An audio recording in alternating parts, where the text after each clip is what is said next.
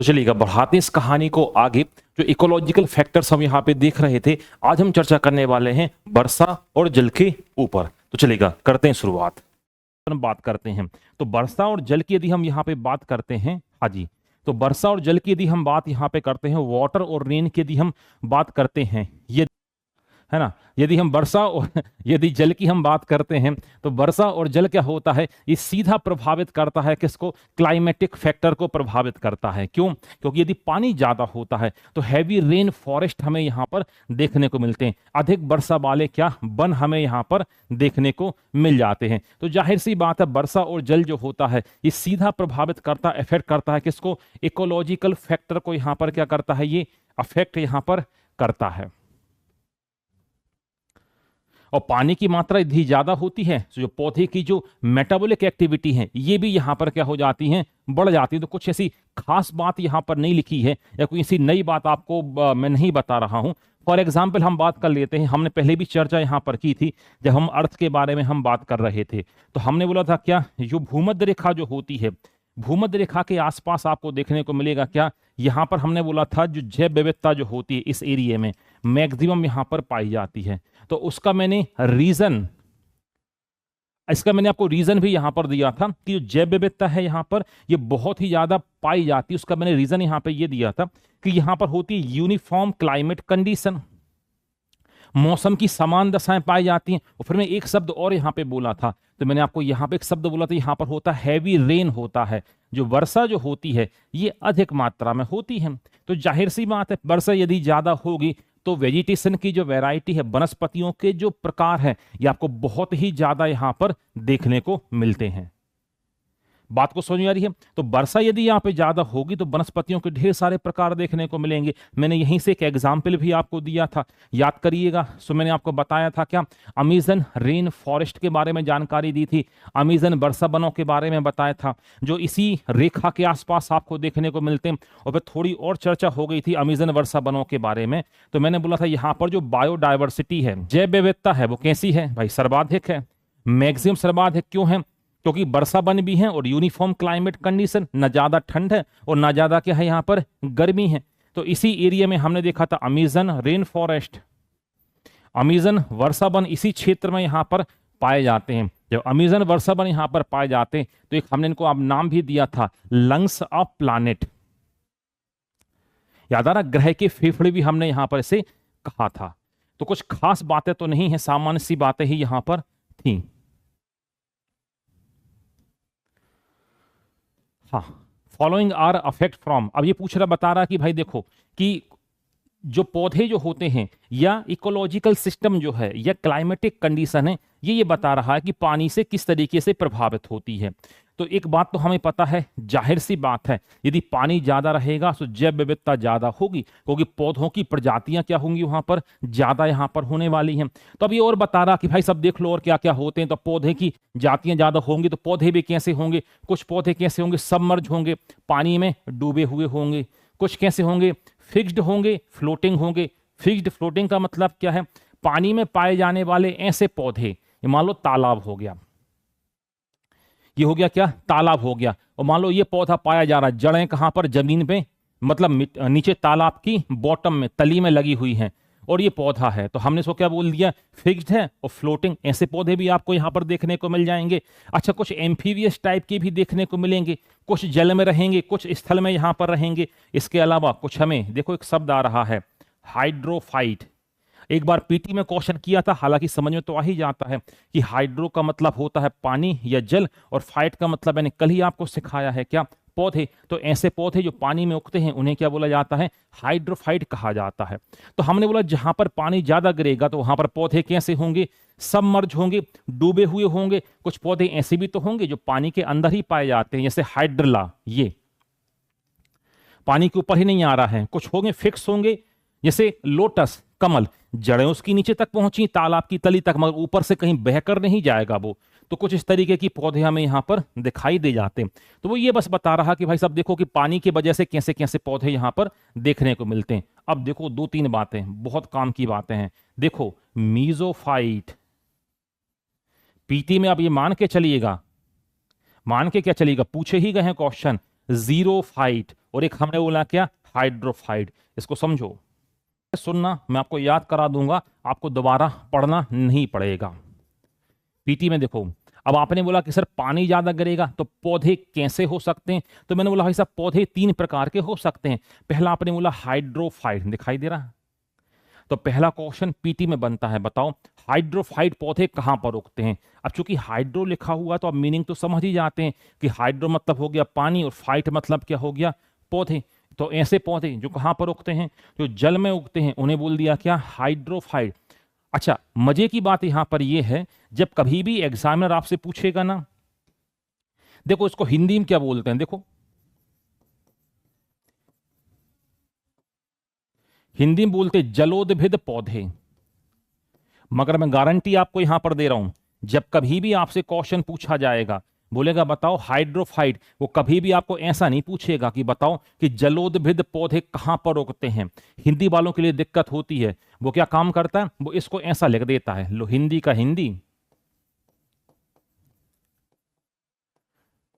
और इंग्लिश का क्या हो जाता है, ये इंग्लिश हो जाता है। देखो हाइड्रोफाइट, तो ऐसे पौधे जो कहां पर उगते हैं, पानी में उगते हैं, इन्हें बोला जाता है क्या, इन्हें कहा जाता है हाइड्रोफाइट कहा जाता है। तो हिंदी वालों से कभी ऐसा नहीं पूछा जाएगा, वो इसको ऐसा लिखेगा। दूसरा देखो क्या लिखा, मीजोफाइट, जब उसको पूछना होगा तो ऐसा पूछेगा मीजोफाइट, पूछेगा बताओ ये मीजोफाइट पौधे क्या कहलाते हैं। मीजोफाइट को हिंदी में बोलते हैं समुद्भिद पौधे, मतलब सम अवस्था में उगने वाले, ना ज्यादा कम पानी और ना ज्यादा पानी, इसे कहा जाता है मीजोफाइट कहा जाता। बहुत ज्यादा पानी भी नहीं चाहिए और बहुत कम पानी भी यहां पर नहीं चाहिए। आ रही बात समझ में। तो वो देवनागरी में हिंदी वालों से ऐसा लिख के पूछता है, तो हम स्पेलिंग ही याद कर लेंगे और हमें याद सारी बातें हो जाएंगी। आ रही बात समझे। फिर मीजोफाइट भी फिर प्रकार के होते हैं कई, एक सबमर्ज होंगे, एक फ्लोटिंग होंगे, एक फ्री फ्लोटिंग होंगे, एक फिक्स्ड होंगे, वो सब आगे देखने को मिलेगा। अगला देखो क्या लिखा है, जीरोफाइट। पता है इसको हिंदी में क्या बोलते हैं, हिंदी बोलते हैं मरुदभिद पौधे।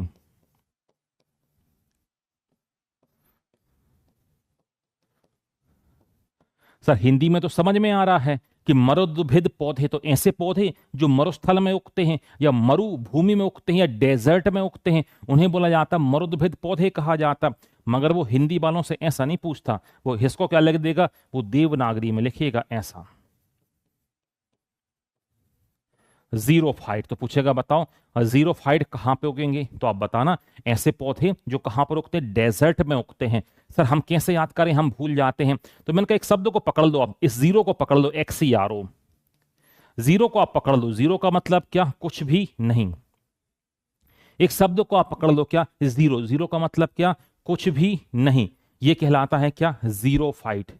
एक शब्द को केवल आप पकड़ लीजिए, क्या क्या, जीरो, जीरो का मतलब क्या, कुछ भी नहीं। तो याद रखने के लिए आसान हो जाएगा आपका कि ऐसे पौधे जो कुछ भी नहीं, मतलब डेजर्ट, रेगिस्तान, कुछ भी नहीं है वहां पर उगते हैं।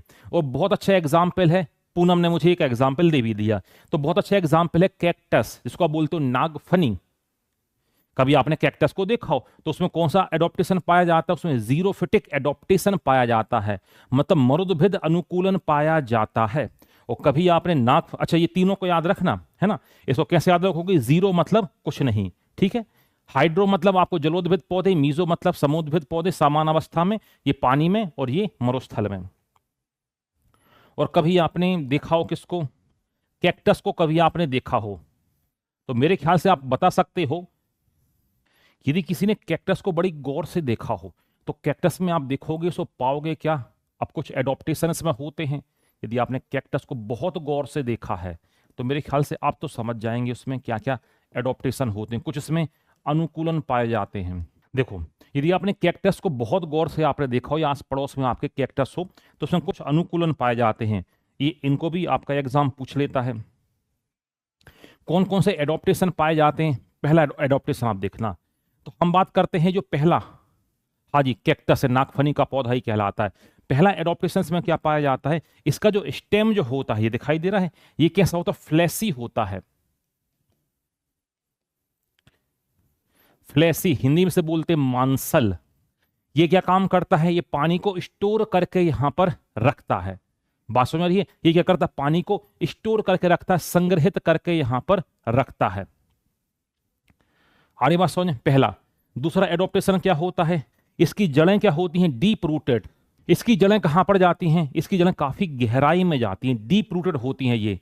बात समझ आ रही है? डीप रूटेड का मतलब है ताकि जमीन से ये पानी को आसानी से ये खींच सके। तो इसकी जड़ें कैसी होती हैं, ये होती डीप रूटेड। दूसरा एडॉप्टेशन, इसकी जो पत्तियां जो होती हैं, इसकी जो लीफ जो होती हैं, पत्तियां या लीफ होती हैं, पत्तियों के ऊपर एक लेयर पाई जाती है, किसकी, क्यूटिकल की लेयर पाई जाती है। सर क्यूटिकल क्या होता है, तो क्यूटिकल एक वैक्स लाइक सब्सटेंस होता है, एक कैसा होता है, मोम के जैसा एक पदार्थ होता है। तो उसके ऊपर, पत्तियों के ऊपर क्यूटिकल की लेयर है, तो वो क्या काम करता है, पानी को या नमी को उड़ने नहीं देता है। अगला, इसकी जो पत्तियां होती हैं वो किसमें कन्वर्ट हो जाती हैं, थॉर्न में।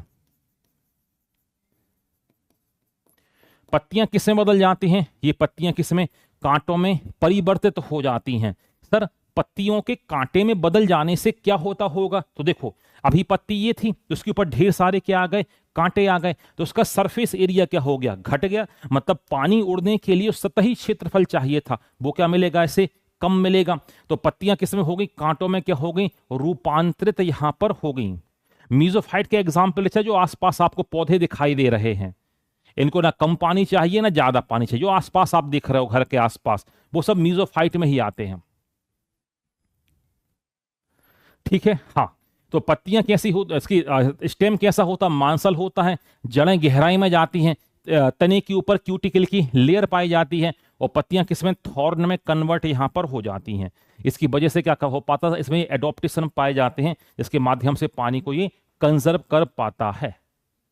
हाँ, जीव भी नहीं खा पाते, हाँ एनिमल भी नहीं खा पाते, एक रीजन वो भी है, मगर मेन उसका रीजन ये था कि पानी को बचाने के लिए। ठीक है, तो हम बात किसकी कर रहे हैं, हम क्लाइमेटिक फैक्टर की बात कर रहे हैं। कौन सा क्लाइमेटिक फैक्टर, हम बात कर रहे हैं वर्षा, पानी और वर्षा की हम बात यहां पर कर रहे हैं। ठीक है, चलो हाँ जी। सो हम बात करते हैं, देखो पानी और वर्षा की बात कर रहे हैं, तो कैसे ये क्लाइमेट को प्रभावित करती है। तो इसका मतलब यदि ये पौधे को अफेक्ट करेगी, यदि ये पौधे को यहां पर क्या करेगी, प्रभावित करेगी, तो जाहिर सी बात है क्लाइमेट भी क्या होगा, इससे अफेक्टेड होगा।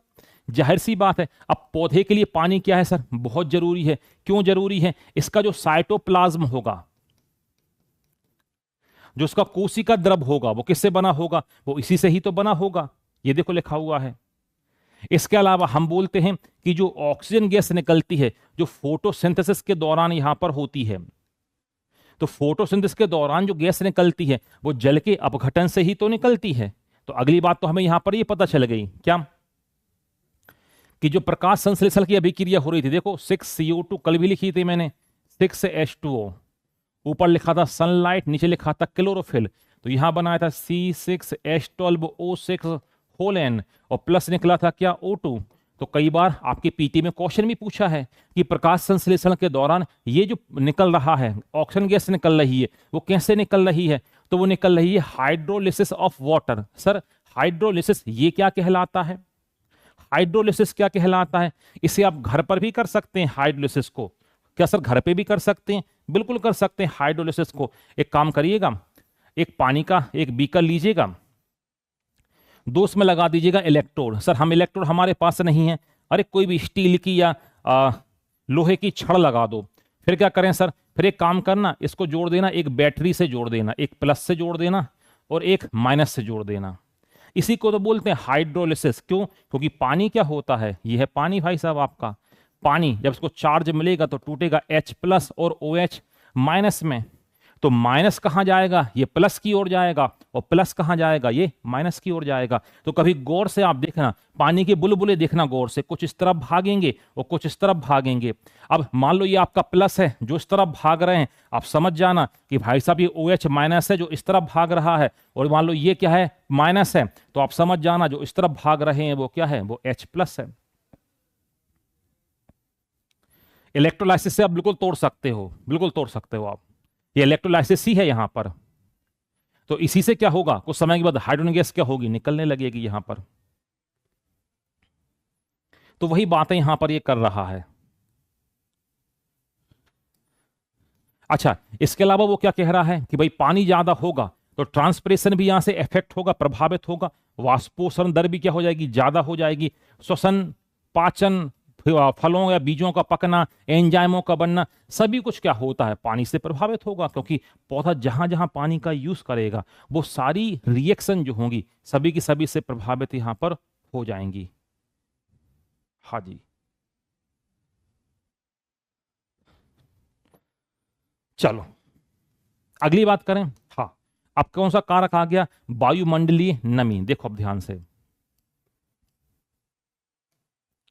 देखो, ये हुआ कंप्लीट, ये हुआ कंप्लीट, ये हुआ, अब किसका नंबर, अब आएगा वायुमंडलीय नमी। इसको बोलते हैं एटमॉस्फेरिक ह्यूमिडिटी, मतलब हवा में जो क्या है, नमी मौजूद है, तो ये कहलाता है क्या, एटमॉस्फेरिक ह्यूमिडिटी।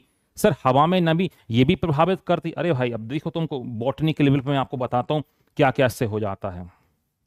हम बात कर रहे हैं एटमॉस्फेरिक ह्यूमिडिटी की, हम बात कर रहे हैं वायुमंडलीय, हम नमी की बात कर रहे हैं, तो हमने सीधा बोला कि हवा में जो नमी मौजूद है इसे हम क्या बोलते हैं, हम बोलते हैं वायुमंडलीय नमी। सर हमें कैसे पता हवा में नमी मौजूद है, आपने तो बोल दिया हवा में नमी मौजूद है, तो आपने कभी छोटी क्लासेस में एक्सपेरिमेंट किए होंगे तो आपको पता होना चाहिए कि हवा में नमी मौजूद है।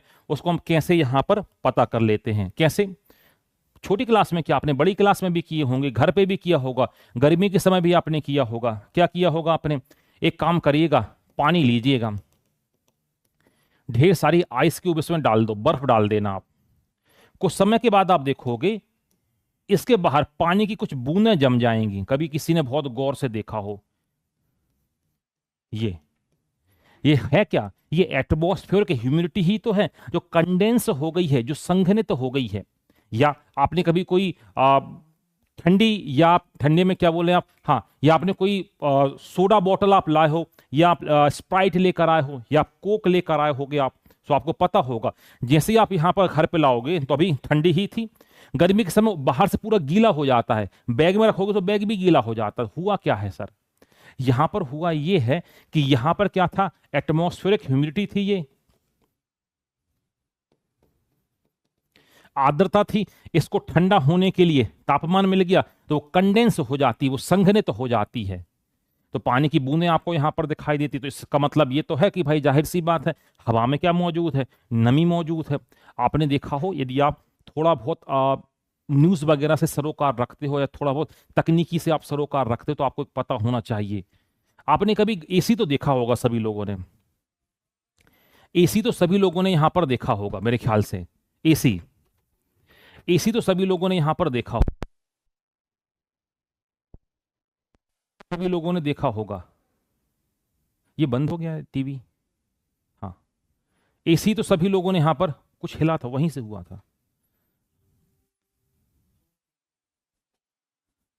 एसी सभी लोगों ने यहां पर देखा होगा। तो इसी में आप देखिएगा, एसी में लगातार बूंद बूंद करके पानी गिरता रहता है। सर ये पानी कहां से आ रहा है एसी में, एसी में हमने तो पानी भरा नहीं, इसमें सर कूलर जैसा कोई सिस्टम ही नहीं दिया कि हम कूलर जैसा पानी भर दें हम एसी में।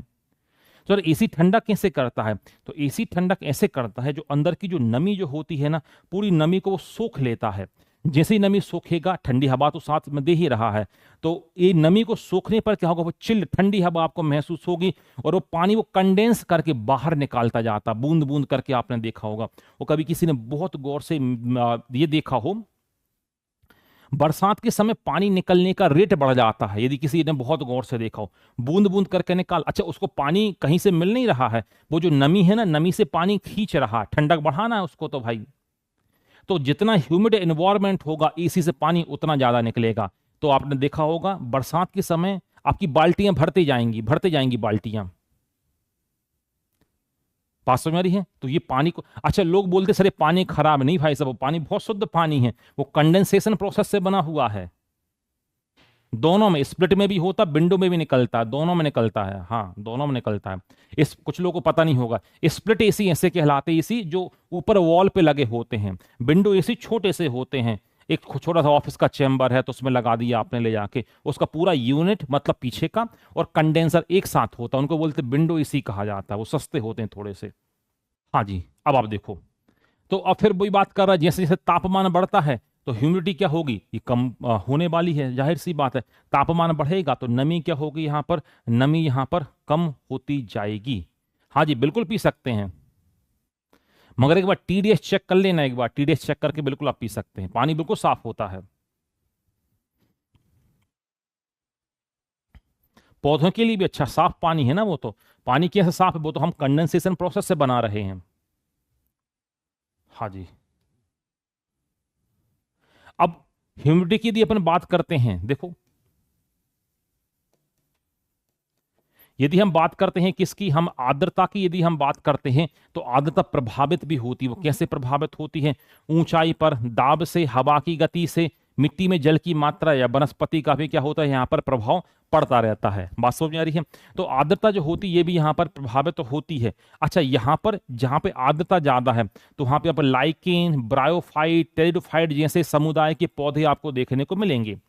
तो मैंने कई बार आपको लाइकेन के बारे में जिक्र अपना हुआ है, तो मैंने बोला था कि लाइकेन हमेशा ऐसी जगह पर देखने को मिलेंगे जहां पर थोड़ा सा एनवायरमेंट ह्यूमिड रहता है, नम यहां पर रहता है। वास्तव में थोड़ा सा नम एनवायरमेंट जहां पर रहता है वहां पर क्या होते हैं, लाइकेन ज्यादा आपको वहां पर देखने को मिलते हैं। और ब्रायोफाइट और जो टेरिडोफाइट कुल के जो पौधे हैं ये भी आपको यहां पर देखने को मिल जाते हैं।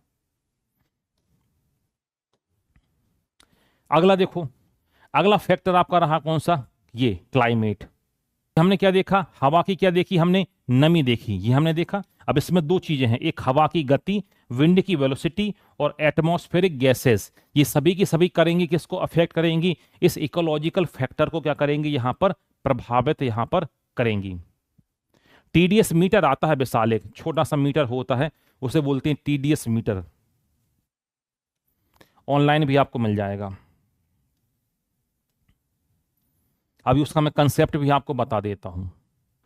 हाँ, अब हम बात करते हैं जो हवा जो होती है ये कैसे प्रभावित करती है। भाई देखो आप ध्यान से, जो विंड जो होती है कैसे अफेक्ट कर रही है किसको, क्लाइमेटिक फैक्टर को। तो हवा जो चल रही है, ठीक है, दो टाइप की आपको देखने को, दो फैक्टर्स में आते हैं। पहला आता है कि विंड की वेलोसिटी, हवा की गति यहां पर कितनी है, हवा की गति यहां पर कितनी है पहला। दूसरा क्या करता है, डायरेक्शन भी करेगा, इसमें कौन कौन सी गैसेस हैं। जरा ध्यान से मेरी बात को सुनना, पहले हम बात कर लें विंड वेलोसिटी की बात कर लें, अभी मैं आपको बता दूंगा टीडीएस मीटर काम कैसे करता। 2 मिनट जरा रुक जाओ, पहले इसको मुझे खत्म करने दो। हमने बोला कि सर जो हवा की गति है, जो विंड की जो वेलोसिटी है, ये कैसे अफेक्ट करेगी। तो हवा की गति को समझने के लिए आप एक चीज समझो, जैसे आपने बोला कि सर बरसात का समय चल रहा है, आपने बोला कि सर कपड़े नहीं सूख रहे हैं, तो घर में मम्मी ने बोला एक काम करो, कपड़े को पंखे के नीचे ले जाके टांग दो, सुबह तक सूख जाएंगे। वास्तव में आपने बोला कि सर अभी मान लो बरसात हो रही है, तो मम्मी ने बोला कि भाई कपड़े नहीं सूख रहे हैं, या मम्मी को आपने बताया कपड़े नहीं सूख रहे हैं, तो मम्मी ने बोला एक काम करो, कमरे में जहां सोते हैं वहां पे कपड़े को टांग के सो जाना, सुबह तक कपड़े सूख जाएंगे। आपने बोला कैसे सूख जाएंगे, तो उन्होंने बोला कि पंखा चलेगा ना, तो पंखे से कपड़े सूख जाते हैं। हाँ सर, सूख तो जाते हैं, बस इसी को समझ लो आप। इसका मतलब यह है कि हवा यदि तेज चलेगी तो जाहिर सी बात है नमी क्या रहेगी, नमी कम रहेगी, क्योंकि हवा तेज चलेगी। तो हवा तेज चलेगी तो पौधों से जो वाष्पोत्सर्जन की दर है, जो ट्रांसमिशन की जो रेट है, पानी उड़ने की दर जो है, ये रेट क्या हो जाएगा, ये भी जाहिर सी बात है बढ़ जाएगा, क्योंकि हवा तेज चलेगी तभी सूखना ही तो है उसको। तो बस वो यही यहां पर बता रहा है। तो बोला कि हवा यदि तेज चलेगी तो पौधों के ऊपर क्या, पौधों की रचना। अच्छा सर, पौधों की रचना का मतलब क्या है, इसका मतलब पौधों का स्ट्रक्चर, ये लिखा, पौधों का स्ट्रक्चर, उनकी ग्रोथ, उनकी स्टेबिलिटी और शेप, ये सब कुछ अफेक्टेड होते हैं। सर आपको कैसे पता, देखो एग्जांपल मैं आपको दे रहा हूं, यदि बहुत तेज हवा चलेगी तो वहां पे आपको जो पौधे आपको यहां पर देखने को मिलेंगे, हाँ जी, हाँ, जहां बहुत तेज हवा चलेगी वहां पे पौधे कैसे आपको देखने को मिलेंगे, काफी लचीले पौधे देखने को मिलेंगे। हवा चली, झुक गए, फिर खड़े हो गए, फिर झुक गए, फिर खड़े हो गए, ये ऐसे पौधे देखने को मिलेंगे। सर यदि झुकेंगे नहीं तो, मैंने बोला ये उखड़ जाएंगे भाई, उखड़ जाएंगे। कभी भी आपने ऐसा नहीं सुना होगा कि तेज हवा चलने से घास उखड़ गई, किसी ने सुना है, कभी किसी ने न्यूज नहीं पढ़ी होगी कि तेज हवा के चलने से घास उखड़ गई, कभी सुना आपने, क्यों, क्योंकि हवा चलेगी, लचीला तना, वो झुक जाएगा, हवा रुकेगी फिर सीधा हो जाएगा वो। आ रही कुछ बात समझ में? तो हवा के चलने से तो उसका देखो, उसका स्ट्रक्चर, उसकी ग्रोथ, स्टेबिलिटी और जितनी भी जो मेटाबॉलिक एक्टिविटी है वो सबकी सब अफेक्टेड होंगी। किससे ये होंगी अफेक्टेड? किससे ये होंगी? हवा की गति से ही तो क्या होंगी ये प्रभावित होंगी। एक प्रकार की घास होती भाई, है ना। हाँ, अगला हम बात करते हैं किसके ऊपर? हम बात करते हैं एटमॉस्फेरिक गैसेस की हम बात करते हैं। तो वायुमंडल में जो गैसें पाई जाती हैं ये भी क्या काम करती हैं? जो इकोलॉजिकल फैक्टर को डिसाइड करती हैं। जैसे कौन कौन सी गैस पाई जाती हैं, कुछ के तो आप नाम याद ही कर लेना, याद होंगे आपको, इसका परसेंटेज भी याद होगा। आर्गन का एक बार पूछ लिया है, हीलियम का आज तक नहीं पूछा है, कार्बन डाइऑक्साइड का तो 2 बार पूछा है। नमी देख लो 0.05 से 1% नमी। नियोन का भी याद कर लेना भाई, और मीथेन का भी। तो नियोन का देखो 0.20 और इसका 3017। इनके परसेंटेज आपको याद रखने हैं जो पीटी में बहुत आपसे पूछे जाते हैं। पैडी क्रॉप में विंड का से गिर जाता, क्या गिर जाता है समझ नहीं पाया मैं, आकाश। ठीक है, तो ये तो हवा की गति भी क्या करती है, कहीं ना कहीं इस चीजों को प्रभावित करती है। इसके अलावा कुछ गैसें बोला कि भाई साहब ज्वालामुखी विस्फोट से निकलती हैं, जैसे सल्फर डाइऑक्साइड निकलती हैं, सड़ने से निकलेंगी। कौन सी गैस निकलेगी? मीथेन निकलेगी। प्रोटीनियस पदार्थ से निकलेगी कौन सी? अमोनिया निकलेगी। कार्बन मोनोऑक्साइड सड़ने से निकलती है ये। तो इसको मैं कई बार आपको बता चुका हूं, तो एक बार यहीं पर देख ही लो। देखो, हाँ, हमने बोला क्या? सबसे पहले हमने बोला क्या? वॉल्केनो इरप्शन, ज्वालामुखी विस्फोट से कौन सी गैस यहां पर निकलती है? तो याद रखना, ये पीटी में क्वेश्चन पूछे गए हैं। ये SO2 पूछे यहां पे निकला है। आपने बोला चिमनी जो निकलती है, मतलब चिमनी से कौन सी गैस निकलेगी? ये कार्बन मोनोऑक्साइड, मतलब कोई ही पदार्थ जो हाफ बर्न है, आधा जला हुआ है, तो वहां से कौन सी गैस निकलेगी? Carbon monoxide. इसको हम पढ़ भी चुके हैं, इसको स्ट्रेंगुलेटिंग गैस भी कहा जाता है, या दम घोटू गैस के नाम से भी इसे हम जानते हैं। ठीक है, और फिर हमने बोला क्या? मीथेन कहां से निकलेगी? तो मैंने आपको इसका भी कंसेप्ट आपको बताया था। जब अपघटनीय पदार्थों के सड़ने से कौन सी गैस निकलती है? ये गैस निकलती है आपकी मीथेन गैस, यहां से निकलती है। सारी बातें मैंने आपको यहां पे बताई थी। ये सारे पीटी के क्वेश्चन है, बहुत बहुत काम के हैं, भले बहुत इजी आपको दिख रहा हो, है ना। हाँ जी, बस फिर तो बता रहा प्रकाश संश्लेषण में कौन सी गैस का उपयोग किया जाता है, कौन सी गैस यहाँ पर निकली, कुछ खास जानकारी यहाँ पर नहीं है। अब देख लो। तो आपने बोला कि सर जो एटमॉस्फेरिक गैसेस निकल रही हैं इसमें डस्ट पार्टिकल भी तो हैं, धूल के कण भी तो हैं। तो धूल के कण क्या काम करते हैं? कई आपने ऐसे रोड देखे होंगे जहाँ पे कंस्ट्रक्शन हो रहा है, जहाँ पर क्या हो रही है, रोड बन रही है। तो रोड बन रही है तो रोड किनारे के पौधों को आपने जरूर देखा होगा, वो बिल्कुल धूल से लबालब रहते हैं। धूल उनके ऊपर पूरी रहती, समझ में नहीं आता पौधा धूल का पौधा है कि क्या है। अब यदि मान लो ये पत्ती है और इस पत्ती के ऊपर क्या जाए, धूल जमा हो जाए, देखो इस पत्ती के ऊपर क्या जमा हो जाए, ये देखो धूल जमा जैसी हो जाएगी। तो हमने बोला कि हवा में तो भाई साहब धूल के कण भी मौजूद हैं, तो यदि धूल जमा हो जाएगी तो ये पत्ती क्या हो जाएगी, ब्लॉक हो जाएगी। तो इससे पानी उड़ना ये भी बंद हो जाएगा, इससे प्रकाश संश्लेषण ये भी बंद हो जाता है। बात समझ में आ रही है? तो इसलिए नेचर की ऐसी व्यवस्था है, जब पानी गिरता है ना तो पूरी पत्तियों से धूल मिट्टी सब जमीन में आ जाती है, तो प्रकाश संश्लेषण की दर क्या हो जाती है, बढ़ जाती है। इसलिए आप देखिएगा बरसात के समय लोग ग्रीनरी वाली जगह में जाने का प्लान करते हैं कि भाई जहां पर पौधे ज्यादा यहां पर लगे हैं। आ रही बात समझ में? हाँ जी, चलो अब बात करते हैं टोपोग्राफिकल फैक्टर्स की। हम बात कर रहे हैं, ध्यान से समझना, स्थल आकृति की हम बात कर रहे हैं। सर अब हम आ कहां पे गए हैं, तो ध्यान से आप देखो हम आ कहां पे गए हैं।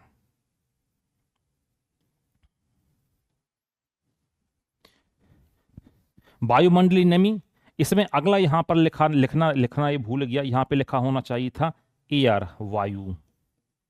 अब वायु के 2 प्रकार कौन कौन से? पहला उसकी गति और दूसरी क्या, वायुमंडलीय गैसें। तो ये इस तरह का हमने ये पूरा कर लिया है कंप्लीट। कौन सा? जलवायवीय कारक, ये हमारा ये पूरा हो चुका है, ये कंप्लीट। अब हम आ गए हैं किसके ऊपर, हम आ गए हैं स्थलीय कारक के ऊपर, यहां पर आ चुके हैं, है ना। स्थलीय कारक को हमने क्या बोला था, हमने बोला था यहां पे टोपोग्राफिकल फैक्टर्स। अब इसमें क्या क्या शामिल है, तो हमने बोला पहला शामिल है हाइट, ऊंचाई, दूसरा स्लोप, ढलान। अब ढलान कितना है, तो हम बोलेंगे क्या ग्रेडियंट या ढलान की प्रवणता। दूसरा उसका डायरेक्शन किस तरफ है, ये भी यहां पे क्या करता है, प्रभावित करता है। टीडीएस मीटर अभी बताता हूं मैं मिसाल, चलो उसको शुरू होने के पहले बता देता हूं। देखो टीडीएस मीटर क्या होता है, जो टीडीएस मीटर जो होता है ये पानी की अशुद्धि को मेजर करता है। सर ये पानी की अशुद्धि को कैसे मेजर करता होगा, मैं आपको बताता हूं। आपने कभी देखा होगा, क्या देखा होगा, हाँ आपने कभी देखा होगा कि जो प्यूरीफायर वाले जो आते हैं, मतलब जो घरों में क्या लगाते हैं, ये प्यूरीफायर को यहाँ पर अटैच करते हैं या लगाते हैं। तो सबसे पहले वो आपके घर पे आते हैं, हो सकता है आपने देखा है कि नहीं देखा है। वो बोलते हैं कि सर आप कौन सा पानी पीते हैं, तो जरा आप अपना पानी लेकर आइएगा। तो आप उसको पानी लेकर जाते हैं, तो घर से अपने झोले में से एक इतना सा मीटर होता मार करके बराबर चौकोर सा, क्रीम से कलर का होता है, वो अपने उसमें डिब्बी में रखे वो चेक करता, बोलता सर आप तो बहुत गंदा पानी पी रहे हैं, आपका टीडीएस तो 300 है। तो लोग डर जाते हैं, अरे कि मैं कितना गंदा पानी पी रहा हूँ, मैं मर ना जाऊं कहीं, हम रोज पी रहे हैं वो पानी। तो वो बताते हैं कि सर ये बहुत गंदा पानी है जो आप इसको पी रहे हैं। देखा है, हाँ आरओ के बारे में भी चर्चा कर देता हूँ, 1 मिनट का मुझे समय लगेगा, है ना। तो बोलते सर आप 300 टीडीएस का पानी पी रहे हैं, बहुत गंदा पानी है, ये ले जाइएगा हमारा XYZ आरओ, आपको देगा बहुत साफ और बेहतरीन पानी। देखिएगा सर हम अपना आरओ फिट करके जाते हैं, फिर आपने बोला अच्छा ये देखो सर ये पानी आ गया, टीडीएस आ गया, देखिएगा 50 टीडीएस का पानी आ गया, आपका पानी बहुत अच्छा है। मेरी बात को समझ में आ रही है, ऐसा बोले 50 टीडीएस का आ गए, पानी बहुत अच्छा है। अब एक बार हुआ क्या इत्तेफाक से, मैं था अपने घर पे था, अब ऐसे ही क्या एक कोई बंदा आया मेरे पास, मतलब वो उसको बेचना था अपने प्यूरीफायर वगैरह लेकर, वो मेरे पास आया। वो घूमते रहते हैं मोहल्ले वगैरह में, सो मेरे घर पर आया, नॉक किया उसने, बोला कि सर मैं फला फला कंपनी से हूँ, आप कौन सा पानी पीते हैं। अच्छा हाँ मेरे घर में तो लगा हुआ है प्यूरीफायर, दोनों जगह, इंदौर वाले में भी और अपने घर वहाँ वाले में भी, तो जबलपुर वाले घर में भी, दोनों जगह लगा हुआ है। तो उन्होंने बोला कि सर आप कौन सा पानी पीते हैं, तो हमने कहा हम अपनी मोटर का पानी पीते हैं, जो मोटर पानी हमें देती है। अब मैं तो मजे ही ले रहा था, फ्री ही बैठा था कि सर आप पानी लेकर आइएगा, आप पानी लेकर आइएगा, हम बताएंगे आपका पानी कितना खराब है। तो मैं जानबूझ के टैप बॉटल लेकर गया, मैं जो नल का जो पानी था मैं वो लेकर गया, मैंने कहा हम ये वाला पानी पीते हैं। उसने देखा अरे कि सर इसमें 300 टीडीएस का पानी है, ये तो बहुत खराब पानी है। तो अब फिर मैं तो फ्री ही बैठा था, तो मैंने उससे पूछ ही लिया, मैंने कहा टीडीएस क्या होता है। तो बोला कि सर ये पानी को बताता है कि पानी कितना खराब है कि कितना अच्छा है। तो मैंने कहा इसकी यूनिट क्या होती है, इकाई क्या होती है, कैसे चलेगा पता कि ये इकाई कौन सा किलोग्राम है, ग्राम है कि मिलीग्राम है। बोला कि सर ये नहीं पता है। तो मैंने कहा टीडीएस ज्यादा होगा तो पानी क्या होगा। उसने कहा सर पानी खराब होगा। मैंने कहा टीडीएस कम होगा तो पानी क्या होगा। तो बोल के पानी सर ठीक होगा। तो मैंने कहा तो पहले टीडीएस बताओ ये होता क्या, कैसे काम किया। मैंने कहा तुम्हारी मशीन के ऊपर मुझे डाउट है। तो वो अपनी मशीन को देखने लगा, छोटा सा मीटर था उसके पास में, ऐसा देखने लगा। अब फिर मैंने कहा काय के लिए, वो तो अपना जॉब पे निकला है। फिर मैंने उसको बता दिया ठीक है, मैंने कहा बैठो, मैंने कहा मेरे पास लगा हुआ है, ज़्यादा तुम्हें कुछ करना तो मैंने कहा प्री फिल्टर मेरा बदल दो, ठीक है अब तुम इतनी धूप में घूम रहे हो यहाँ वहाँ, और मैंने तुम्हारे 3 देर से मैंने मजे ले लिए, तो बहुत कुछ करना तो मेरा प्री फिल्टर बदल दो, बाकी मेरा सब कुछ टीडीएस बिल्कुल सही सही यहाँ पर है। तो वो टीडीएस में होता क्या, ध्यान से आप सुनना। टीडीएस का पूरा नाम होता है टोटल डिसॉल्व सॉल्यूट। हिंदी में आप बोलोगे कुल घुलित विलेय, मतलब आपके पानी में कितने विलेय यहां पर क्या है, घुले हुए हैं। बात समझ में आ रही है। फिर मैंने उसको सिखाया, मैंने कहा देखो आपको तुमसे कोई पूछे तुम उसको ऐसा बताना। फिर वो सीख गया, फिर वो मेरा नंबर लेकर भी गया कि नमस्कार सर की, ठीक है। मैंने कहा ओके। तो टीडीएस क्या कहलाता है, टोटल डिसॉल्व सॉल्यूट। सॉल्यूट का मतलब होता है विलेय। तो जितने विलेय घुले होंगे उतना पानी क्या होगा आपका, खराब माना जाएगा। ये बात समझ में आ रही है आपको। सर विलेय मतलब जो पानी में घुले हैं, सर हमें तो दिखाई नहीं देते भाई, हैं उसमें पानी में बहुत सारे आयंस होते हैं, सोडियम आयन होगा, फ्लोरीन होगा, पोटेशियम भी होगा, कैल्शियम आयन भी आपको देखने को मिलेंगे, मगर जो नेकेड आई, नग्न आंखों से वो दिखाई नहीं देते हैं। सर ये टीडीएस मीटर कैसे काम करता है, देखना कैसे काम करता है। जो टीडीएस मीटर जो होता है उसमें क्या लगे होते हैं, 2 इलेक्ट्रोड लगे होते हैं, ठीक है। एक जुड़ा होगा प्लस से, एक जुड़ा होता है माइनस से, ठीक है।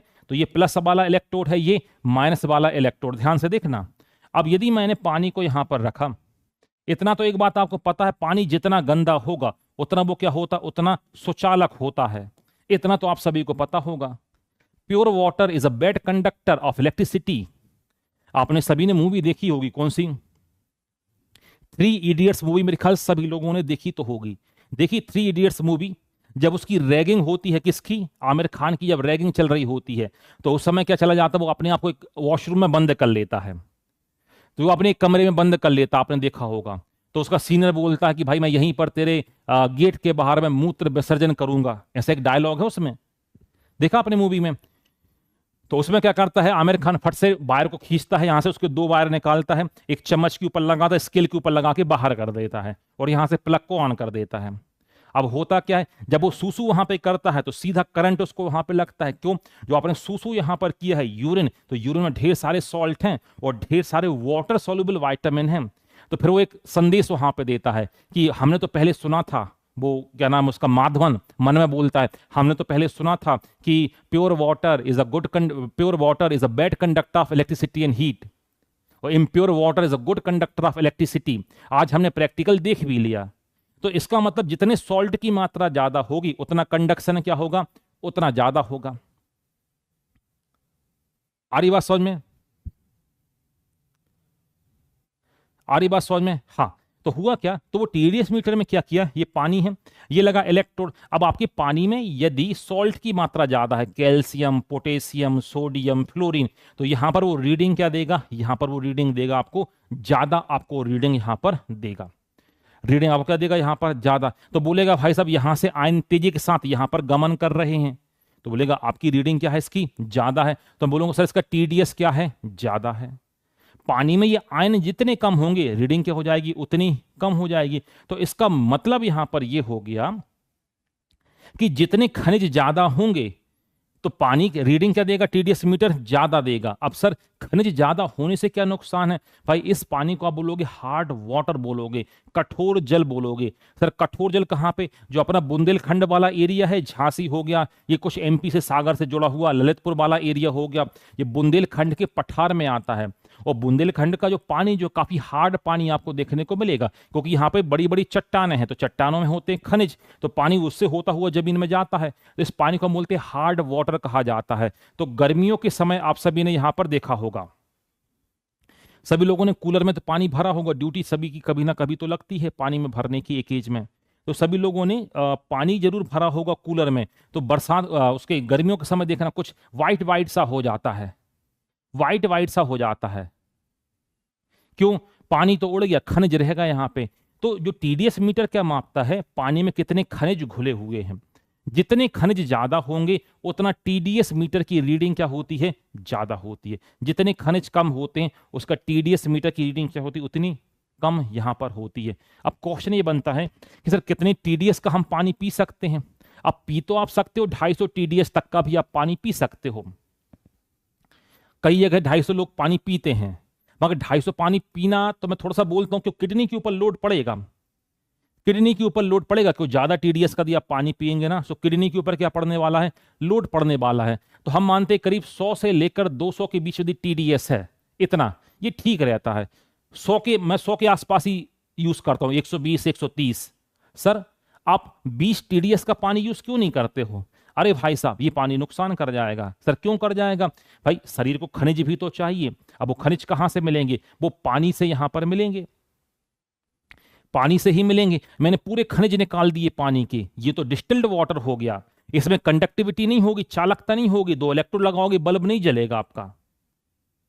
आ रही मेरी बात समझ में? तो यहां पर क्या है, तो ये जैसे आप ये 20 टीडीएस वाला पियोगे तो भाई फिर आपके शरीर को खनिज की कमी पड़ जाएगी। बोलेंगे फ्लोरीन कहां से आएगा, कैल्शियम कहां से मिलेगा, पोटेशियम कहां से मिलेगा? तो कुछ खनिज पानी से भी तो मिलते हैं। तो इतना कम टीडीएस का भी पानी नहीं पीना है, इतना कम टीडीएस का पानी। अब इसमें एक और फिर क्वेश्चन मुझसे एक बार क्लास में पढ़ा रहा था, ऑफलाइन क्लास में, तो एक ने किसी ने पूछा कि सर हमने सुना है कि सर जो विराट कोहली साहब जो है ना, कि सर वो पानी जो पीते हैं ना, वो करीब 1000 रुपए लीटर का पानी पीते हैं। वो ये कौन सा पानी होता होगा सर? पानी तो वो सेम ही होता है, उस पानी को हम तैयार करते हैं। सर कैसे तैयार करेंगे? H+ और OH- से। सर ये पानी ये बहुत अल्ट्रा प्योर पानी होता है। उसमें क्या होगा सर, अभी तो हमने बोल दिए सोडियम पोटेशियम सब हैं, उसमें नाप तौल के वो खनिज भी डले हुए होते हैं, ये कितनी आवश्यकता है उस खनिज की। शरीर को कितनी आवश्यकता, कितना वैल्यू होनी चाहिए उसकी।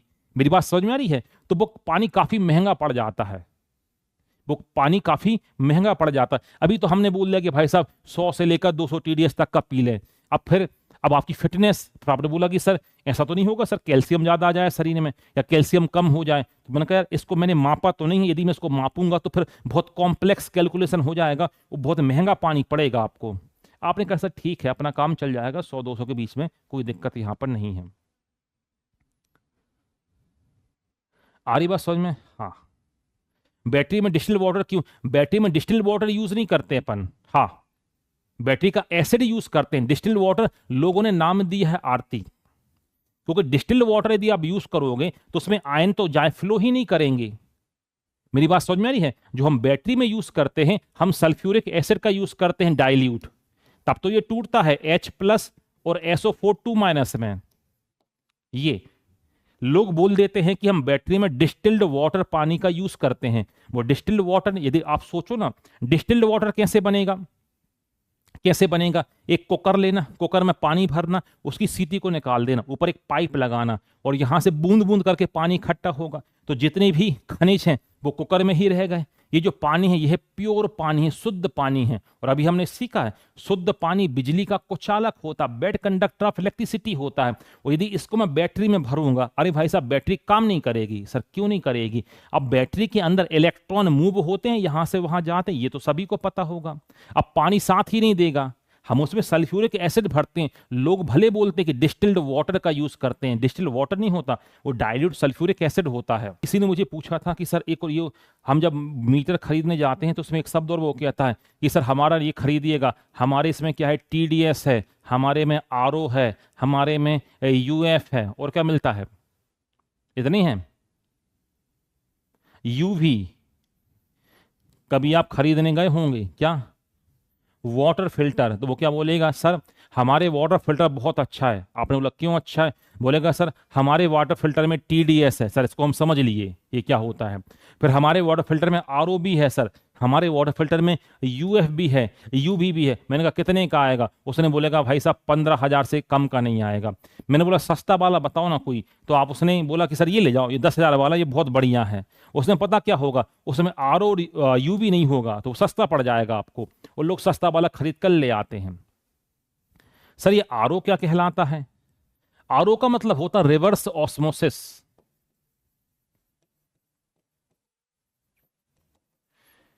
तो अब मुझे ये बता दो ऑस्मोसिस क्या होता है। मैं आपको उल्टा बता दूंगा, रिवर्स है, उल्टा है। अब ऑस्मोसिस क्या होता है? इसको बोलते परासरण कहा जाता है। परासरण कैसे कहा जाता है? ध्यान से मेरी बात सुनना। मैंने एक बीकर में पानी लिया, पानी बिल्कुल स्टेबल है, उसमें मैंने एक ड्रॉप डाला, किसका? इंक का डाल दिया, लाल स्याही डाल दी। तो अभी लाल लाल स्याही एक जगह क्या है, ज्यादा है, और धीरे धीरे वो हर जगह क्या हो जाएगी, फैल जाएगी। मैंने बोला ये देखो, ये है परासरण, high concentration to low concentration. हाँ सर ये तो बात समझ में आ गई, अधिक सांद्रता से कम की ओर। सर RO में तो आप उल्टा बोलो, रिवर्स ऑस्मोसिस, कम से ज्यादा की ओर। अरे सर ये कैसे होगा? भाई साहब इसमें एनर्जी लगेगी, इसमें बिजली लगेगी। जो RO जो होगा उसमें जैसे मान लो आपके पानी में क्या है, कैल्शियम की मात्रा क्या है, ज्यादा है, ठीक है, तो वो क्या काम करेगा, ज्यादा से कम की ओर। ये तो खींच लिया, ये तो ऑस्मोसिस हो गया। अब मान लो कैल्शियम की मात्रा कम है, तो अलग से यहां पर रॉड लगती है, महंगे वाले आते हैं ये वाले आपके फिल्टर, तो उसमें कैल्शियम भी ऐड कर देगा, पोटेशियम भी वो उसमें ऐड कर देगा। इसे कहा जाता है क्या, रिवर्स ऑस्मोसिस। UF का मतलब होता अल्ट्रा फिल्ट्रेशन।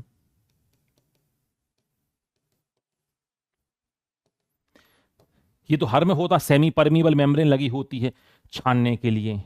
ये देखो UV, एक बार क्वेश्चन पूछा पीटी में, UV उसने पूछा था कि जो पानी को साफ करने के लिए हम UV का यूज क्यों करते हैं। तो UV क्या होता है? UV का मतलब अल्ट्रा वायलेट, परावैंगनी विकिरण। कभी आपने गौर से देखा हो तो आपके वाटर फिल्टर में एक सिलेंडर सा होता है, तो होता क्या, यहां से पानी क्या होता है, धीरे धीरे आगे बढ़ता है, ठीक है, यहां से पानी क्या होता है, धीरे धीरे आगे बढ़ता है, और ऊपर से कौन सी लाइट गिरती है, UV लाइट गिरती है। तो ये UV क्या काम करता है, ये काम करता है एज अ एंटी बैक्टीरियल, ये बैक्टीरिया को मारने का काम करता है ये UV लाइट। एक बार पीटी में क्वेश्चन पूछा गया था। चलो भाई साहब ये हो गया आपका पूरा मीटर, हो गया TDS मीटर, ठीक है। बैक्टीरिया हो गए, वायरस हो गए, सबको किल कर देगा यूवी। फिल्टर से पानी निकालकर आप बैटरी में डाल रहे हैं, कौन से पानी, तो फिल्टर में यदि आपका टीडीएस कितना है, यदि आपका कितना टीडीएस जो है, फिल्टर का टीडीएस आपका मान लो 100 है, तो इसका मतलब खनिज भी आप उसमें डाल रहे हैं, तो इलेक्ट्रॉन क्या कर रहे हैं, मूव यहां पर कर रहे हैं, है ना, तो चल जाएगा। आपने ये नहीं बोला कि सर हम बिल्कुल 0 टीडीएस का पानी डाल रहे हैं, तो इलेक्ट्रॉन मूव ही नहीं करेंगे। अगली बार दुकान से आप जाकर खरीद कर लाना, कहना सल्फ्यूरिक एसिड चाहिए बैटरी में डालने के लिए, सबसे बढ़िया काम करेगा। चलो, हम बात कर रहे हैं किसकी, स्थल की, हम आकृति की हम यहां पर बात कर रहे थे। वो अलग होता है हैवी वाटर, वो तो मैंने आपको पढ़ाया D2O, वो अलग होता है, ड्यूटेरियम का ऑक्साइड है, पुट्टी। चलो, स्थल की आकृति, हमने बोला ऊंचाई, तो आप सभी को पता है ऊंचाई से क्या क्या होता है, तो ऊंचाई का सीधा संबंध किसके साथ होता है, तापमान के साथ होता है। ऊंचाई बढ़ती जाएगी तो टेम्परेचर क्या होगा, टेम्परेचर यहां पर कम होता जाएगा।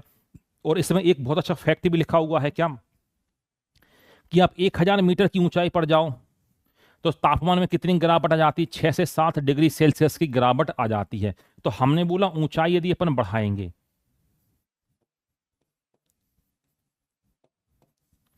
तो तापमान क्या होगा, इनवर्स रिलेशनशिप पे तापमान क्या होगा, कम होगा। और यदि आप कितना 1 किलोमीटर ऊपर की तरफ जाओगे, 1 किलोमीटर कहां जाओगे, ऊपर की तरफ, तो तापमान कितना 6 से 7 डिग्री सेल्सियस क्या हो जाना है, कम हो जाना। तो दो ही बातें यहां पर लिखी गई हैं,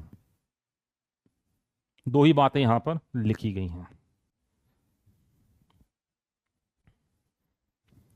कॉपर जो होता है ना, अब विपिन का देखो क्वेश्चन आ रहा है, विपिन कह रहा है कि सर कॉपर पानी पीने से कॉपर पानी प्योर होता है ना सर जी। अब इतनी सारी तुम यहाँ वहाँ की बातें लेकर आओगे तो मेरा मैं कब ये कराऊंगा। सुनो, कॉपर के बारे में सुन लो। मुझे ये बताओ, आप सभी लोगों ने कॉपर टी सुना है, कॉपर टी किसी ने नाम सुना है क्या, पहले मुझे इसका आंसर दो, फिर मैं तुम्हारे उसका आंसर दूंगा। किसी ने कॉपर टी का नाम सुना है क्या, फिर मैं उसका आंसर दूंगा।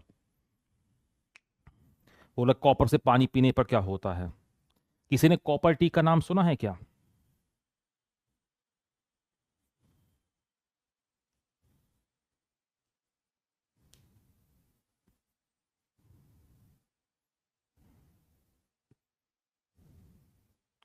सुना है कुछ लोगों ने।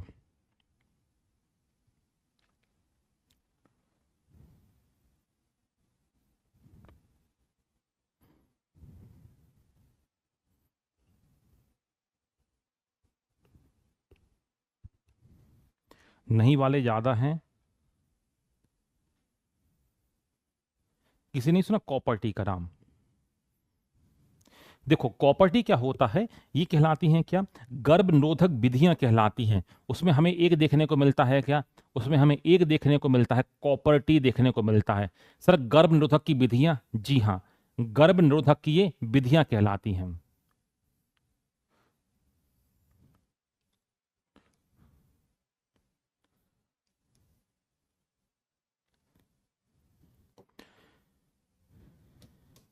कॉपर टी नहीं सुना किसी ने, हाँ, पॉपुलेशन कंट्रोल करने के लिए। तो कॉपर टी में कुछ नहीं होता है, कॉपर टी में क्या होता है, एक प्लास्टिक का ऐसा टी होता है, इसके ऊपर क्या होता है, कॉपर वायर क्या होता है, ऐसा लिपटा हुआ रहता है ये। सर इसका उपयोग क्या करते हैं, इसका उपयोग किया जाता है, जो दो बच्चे होते हैं, मान लो किसी का एक बच्चा हो चुका है, अब उसको अगला बच्चा अभी नहीं चाहिए, ठीक है, तो वो क्या करते हैं, कॉपर टी का वो उपयोग करते हैं। ये क्या कहलाती है, अस्थायी गर्भ निरोधक विधि कहलाती है। टेम्परेरी विधि है, मतलब टेम्परेरी मतलब अस्थायी। अब किसी ने बोला कि भाई साहब सर कि हमें एक बच्चा हो गया है, हम चाह रहे हैं कि अब ये बच्चा पहले बड़ा हो जाए, या अभी हमारा प्लान नहीं है दूसरा बच्चा करने का, तो वहां पे डॉक्टर हो गया, गायनेकोलॉजिस्ट जो होगी, बोलेगा एक काम करिएगा, आप कॉपर टी लगवा लीजिएगा, कॉपर टी सबसे बढ़िया है। तो उन्होंने बोला कॉपर टी क्या होता है, तो कॉपर टी क्या होता है, यूट्रस में, गर्भाशय में, यहां पे क्या हो जाता है, वो इम्प्लांट होता है। जो फिजिशियन जो होगा, फीमेल के गर्भाशय में उसको इम्प्लांट यहां पर कर देगा। नीचे की तरफ है वेजाइना, योनि। कोई कॉपर में एक प्रॉपर्टी होती है, इसको बोलते हैं spermicidal property. Spermicidal property, sperm को मार देता है कौन, कॉपर मार देता है, स्पर्मिसाइडल प्रॉपर्टी होती है। आजकल हमारे पास, पहले करीब 3 साल तक की कॉपर टी उपलब्ध थी। आजकल हमारे पास बहुत शानदार कॉपर उपलब्ध है, तो हम 10 साल तक आप चाहें तो आप बच्चा ना करें, तब भी ये कॉपर आपका काम यहां पर करता रहता है। उसने देखो एक नाम दिया है IUCD, दिखाई दे रहा है? इससे किस कैटेगरी में आता है? इंट्रा यूट्राइन, देखो कॉन्ट्रासेप्टिव डिवाइस IUCD उसने बोला, रोहित ने यहां पे नाम दिया, उसी में आता है क्या प्रॉपर्टी का। अच्छा बहुत बढ़िया यहां पर यूज है। तो इसमें स्पर्मिसाइडल प्रॉपर्टी होती है, मतलब शुक्राणुओं को मारने की क्षमता। अब मान लो कभी शुक्राणु यहां पे अंदर होते हैं वेजाइना से, तो कॉपर से गुजरते हुए जाएंगे, तो यहां पर क्या हो जाता है, ये क्या काम करता है, ये बैक्टीरिया बोलो स्पर्म को, उसकी मोबिलिटी को यहां पर क्या कर देता है, ये खत्म यहां पर कर देता है। ये कॉपर्टी कहलाता है। ये अस्थायी टेम्पररी गर्भ निरोधक विधियों के अंतर्गत यहां पे आता है। वर्तमान समय में 3 साल से लेकर, अच्छा अब मान लो आपको लग रहा कि भाई साहब बच्चा चाहिए, तो फिर डॉक्टर के पास जाओ, वो कॉपर्टी को निकाल देगा यूट्रस से, गर्भाशय से बाहर कर देगा कॉपर्टी को, फिर बच्चा होने की संभावना बढ़ जाती है।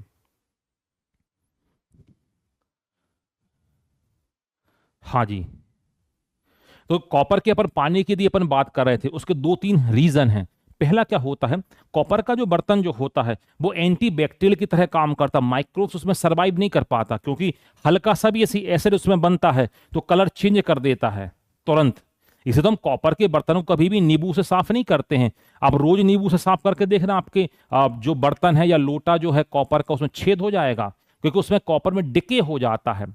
तो कॉपर में क्या होता है, पानी कोई भी चीज ऐसी रखोगे जिससे माइक्रोब्स का इन्फेक्शन है, तो कॉपर का होगा, बर्तन ही खराब हो जाएगा। पहला उसका रीजन ये होता है, उसको सर्वाइव यहाँ पे करने नहीं देता। दूसरा, कुछ ट्रेस अमाउंट में कॉपर भी आ जाता है, किसमें, पानी में जाता है, तो कॉपर की मात्रा भी शरीर में क्या कर देता है, वो पूरी यहां पर कर देता है।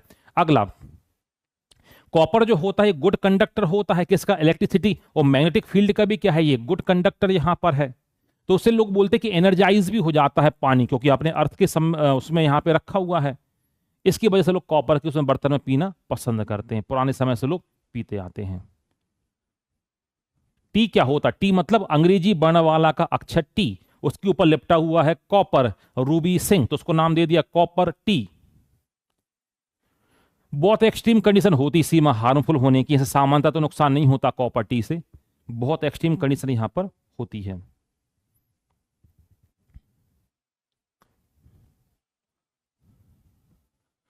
ना। चलेगा, हाँ यहां पे ध्यान दो। अगला हमने बात किया क्या, स्लोप की हमने बात की, ढलान की हमने बात की। तो हमने बोला क्या भाई साहब, ढलान, ढलान भी क्या करता है, ये अगला क्लाइमेटिक फैक्टर है ढलान।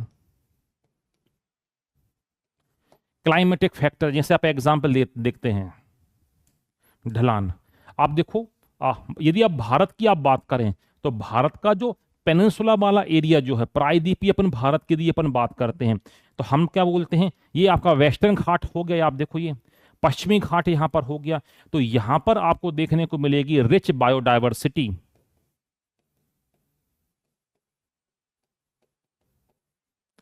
जैव विविधता सर्वाधिक आपको यहां पर देखने को मिलती है ना। हाँ यहां पे ध्यान दो, यहां पे जैव विविधता ज्यादा देखने को मिलती है। क्यों, उसका रीजन है कि जो दक्षिण में अपन ने क्या बोला, ढलाव की बात कर रहे हैं, स्लोप की अपन बात कर रहे हैं, ढाल की हम बात कर रहे हैं। तो हमने बोला ढाल जो है या ढलाव जो है, देखो भारत का जो ढलाव है, नीचे अपन बात करें प्रायद्वीपीय पेनिनसुला एरिया की हम बात करते हैं, वो ढलाव कैसा, ऐसा है, देखो ऐसा, समझ में आ रही बात, ऐसा। तो जब मानसूनी हवाएं, जो मानसून यहां से आता है नीचे से ऊपर की ओर, केरल यहीं पे आपको देखने को मिलेगा, तो सबसे पहले वर्षा 15 जून को इसी क्षेत्र में यहां पर वर्षा हो जाती है, क्योंकि ढाल ऐसा है। अब मानसून कहां चला गया, मानसून ऊपर चला गया, और फिर मानसून क्या होगा, लौटेगा। तो जब लौटेगा तो फिर यहां पर क्या करता जाता है, वर्षा। क्यों करके जाता है, क्योंकि अब इसका ढाल ऐसा है, तो फिर यहां से टकरा कर फिर वर्षा हो जाती है। तो इस क्षेत्र में वर्षा क्या हो जाती है, ज्यादा हो जाती है, और जाहिर सी बात, यदि वर्षा ज्यादा होगी तो जैव विविधता ज्यादा होगी। तो इसका मतलब ढाल का भी एक महत्वपूर्ण रोल है, ढाल का भी क्या है, एक महत्वपूर्ण रोल है। तो वही तो यहां पे समझा रहा, ढाल।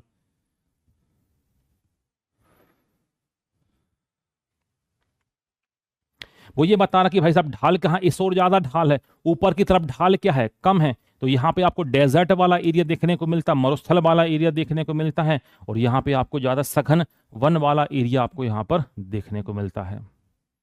ठीक है, अगला, अगली बात करते हैं जो क्लाइमेट को अफेक्ट करता है, एक्सपोजर, मतलब खुला क्षेत्र।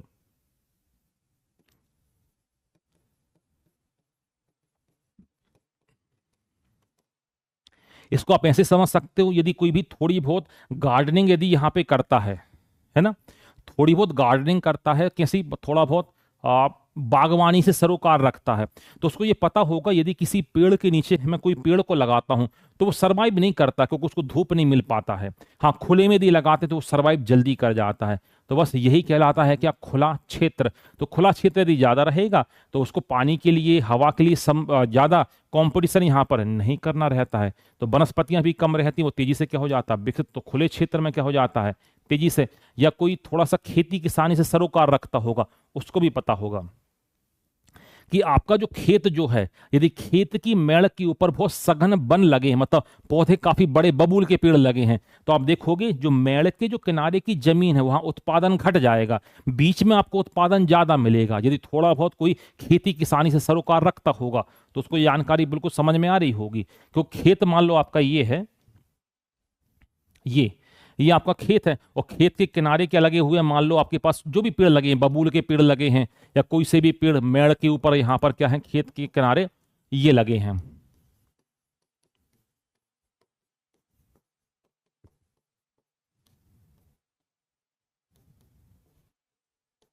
ये लगे हैं। तो देखना उत्पादन जो रहेगा ना वो इस एरिया में ज्यादा रहेगा। किसमें, इस एरिया में उत्पादन क्या होगा, ज्यादा। इस एरिया में उत्पादन क्या होता है, कम उत्पादन होता है। क्यों, क्योंकि पेड़ की छाया यहां पर आती है।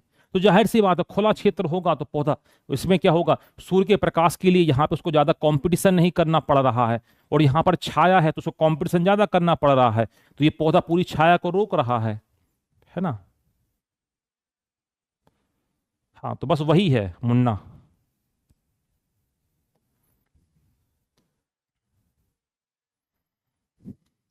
अगला हम बात करते हैं एडेफेक्ट फैक्टर की, बात करते हैं मृदीय कारक। तो आप देखो, स्थलीय कारक ऊंचाई, ढलान, मात्रा, दिशा दोनों प्रभावित करती है। अब हम किसके ऊपर आ गए, इसके ऊपर आ गए, एडेफेक्ट फैक्टर के ऊपर हम यहाँ पे अब चर्चा कर रहे हैं। मृदीय कारक होते हैं जो कैसे कैसे यहाँ पर प्रभावित इसे करेंगे।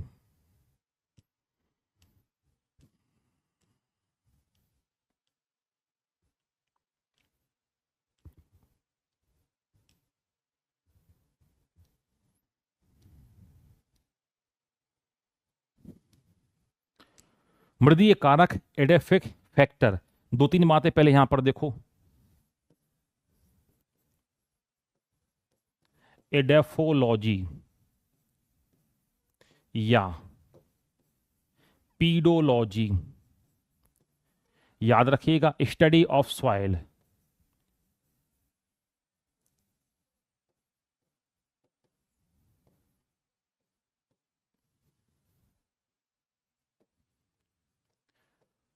मृदा का क्या करना, अध्ययन करना। हाँ जी,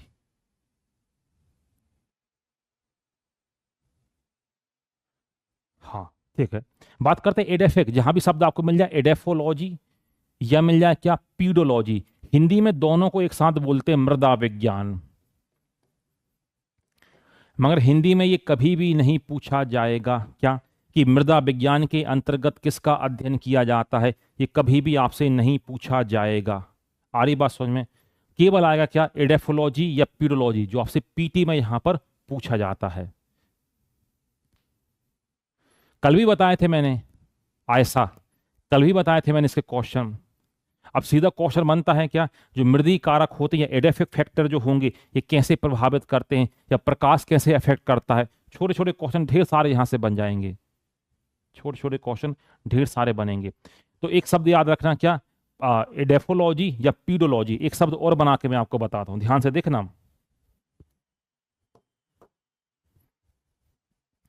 कहां लिख दूं मैं, यहां लिख दूं, पीडो जेनेसिस, ये क्या कहलाएगा, ये भी क्वेश्चन पूछा है। फॉर्मेशन ऑफ सॉइल, जो मृदा निर्माण की जो प्रक्रिया जो होती है, इसे क्या बोला जाता है, इसे कहा जाता है क्या, पीडोजेनेसिस कहा जाता है। बात समझ आ रही है? पीडोजेनेसिस, मृदा निर्माण की प्रक्रिया। तो अब हमने बोला कि सर एडेफिक फैक्टर में क्या क्या यहां पर शामिल होगा, तो हमने बोला जो जो मिट्टी में होंगे वो भाई साहब सब कुछ इसमें शामिल होंगे। तो आपने सर मिट्टी में क्या होगा, तो मैंने मिट्टी में होगा पानी होगा, तो देखो लिखा सॉइल वाटर। मैंने बोला मिट्टी में होगी क्या, हवा होगी, सॉइल एयर। मैंने बोला मिट्टी में होंगे छोटे छोटे जीव, सॉइल ऑर्गेनिज्म। और क्या होगा मैंने मिट्टी में, तो मैंने बोला मिट्टी में होगा ढेर सारे क्या मिनरल्स होंगे, ढेर सारे क्या होंगे, खनिज पदार्थ होंगे। ये इसमें होंगे ढेर सारे ऑर्गेनिक पदार्थ होंगे। ये सब क्या करेंगे, पौधे को प्रभावित करते हैं, जाहिर सी बात है। ये सब क्या काम करते हैं, यहाँ पे पौधे को क्या करते हैं, प्रभावित यहाँ पे करते हैं। तो वही यहाँ पे लिखा हुआ है, देखो कि ऐसे कारक जिसके अंतर्गत मृदा से संबंधित सभी चीजें, जैसे मृदा निर्माण की प्रक्रिया, उसकी संरचना स्ट्रक्चर हो गया, खनिज कार्बनिक पदार्थ हो गए, ये सभी इसमें शामिल होते हैं, ये मृदी कारक कहलाते हैं। अच्छा, मिट्टी में इन चीजों की कमी या अधिकता होने से वनस्पति जो होगी, जो प्लांट जो होगा, मतलब वेजिटेशन जो होगा, उसका टाइप क्या हो जाना है, टाइप यहाँ पर चेंज हो जाना है। तो हमने बोला मिट्टी क्यों जरूरी है पौधों के लिए, तो आप सभी को पता है कि भाई साहब कहाँ पर मिट्टी के माध्यम से क्या पौधा सीधा खड़ा यहाँ पर रहेगा और खनिज वगैरह यहीं से प्राप्त करेगा, कार्बनिक पदार्थ भी यहीं से प्राप्त करेंगे और जड़ें यहाँ पर स्थिर उसके रखने का काम करती हैं। तो मिट्टी का तो एक रोल अच्छा खासा है। अब ये आपने फिर ज्योग्राफी में आपने पढ़ा होगा, क्या पढ़ा होगा आपने, मृदा निर्माण की प्रक्रिया आपने पढ़ी होगी, पढ़ा आपने ज्योग्राफी में पढ़ा होगा।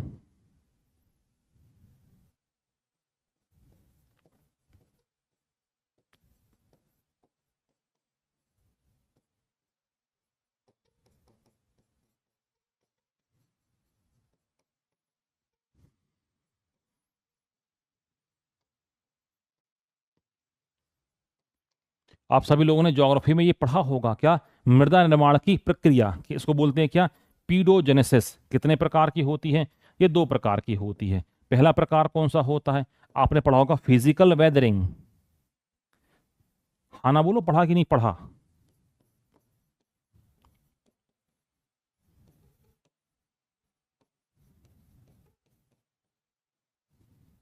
दूसरा केमिकल,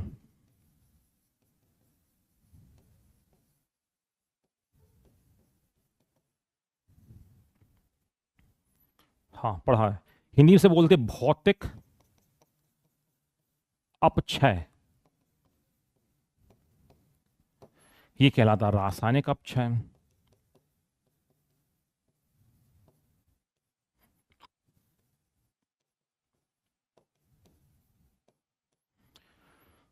सो मृदा निर्माण की आपने प्रक्रिया पढ़ी होगी, एक होता भौतिक अपक्षय, एक होता है रासायनिक फिजिकल वेदरिंग, और एक होता है chemical weathering. Sir physical weathering कैसा होता, फिजिकल वेदरिंग ऐसा, जैसे मैं आपको बहुत बेसिक आपको एग्जांपल दूं, जैसे कोई आपका इक्विपमेंट है, यदि आपका बाहर रखा हुआ है, जैसे एग्जांपल देता हूं, पानी का पाइप है, पानी का पाइप कुछ समय के बाद बिस्किट से चटक जाता, टूट जाता है, क्यों, क्योंकि तापमान पड़ा तो वो फैलता है, ठंडे के समय सिकुड़ जाता है, फैलता है, सिकुड़ता है, तो कई वो चटक जाता है। बस वैसे ही क्या होती, चट्टानें, ये जो चट्टानें जो होंगी जब धूप में है, गर्मी का समय यदि होगा एक्सपांसन होगा, इनमें फैलाव होगा, ठंडे के समय सिकुड़न होगा, ये क्रैक कर जाएंगी, टूट जाएंगी, क्योंकि ये टूट टूट कर ही तो क्या बनाएंगी भाई, ये मृदा निर्माण करेंगी। तो इसे यहां पर बोल दिया जाता है क्या, फिजिकल वेदरिंग, हम यहां पर इसे बोलते हैं।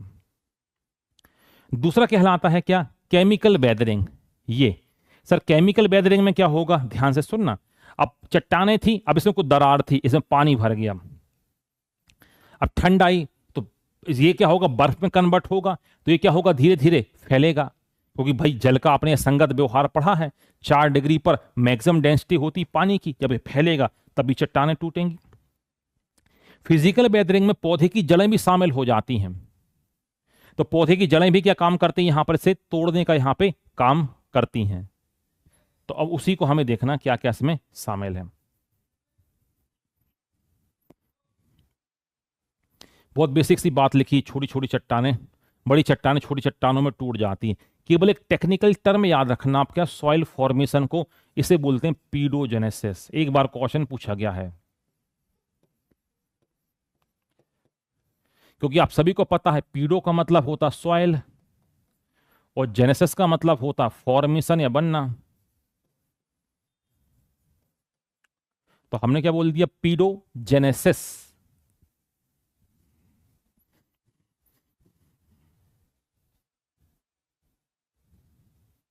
फिर हमने बोला क्या, केमिकल वेदरिंग। तो हमने बोला केमिकल वेदरिंग कैसी होगी, तो अब देखो केमिकल वेदरिंग के उसने भी ढेर सारे टाइप आपको बताए हैं, दिए हैं क्या, दिए हैं।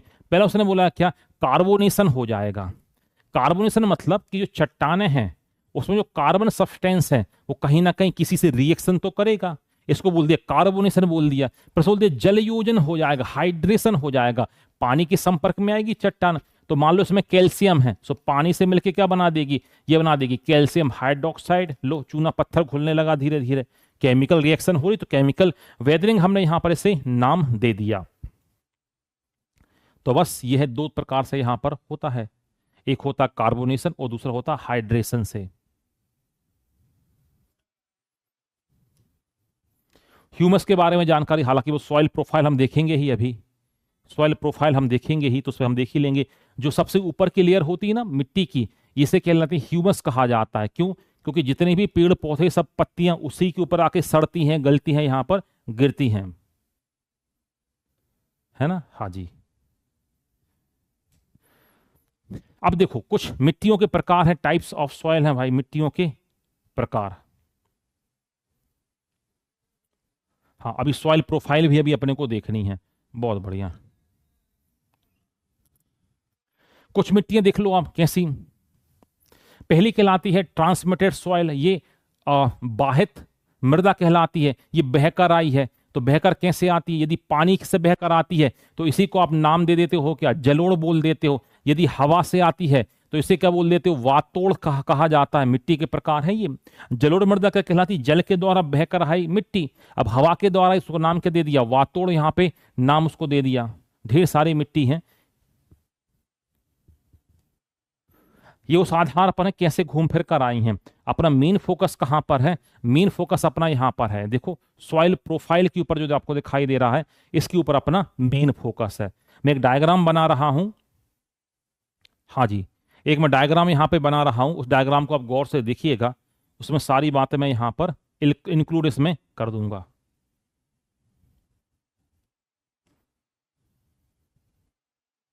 चलो देखो, जितनी बातें लिखी हैं ना मैं एक डायग्राम में खत्म कर दूंगा, जो जो बातें उसमें बताई गई हैं। ध्यान से इस डायग्राम को आप देख लेना, और इसको यदि आप अपनी कॉपी में बना लेंगे तो बस फिर तो बल्ले बल्ले, फिर कोई दिक्कत ही नहीं है।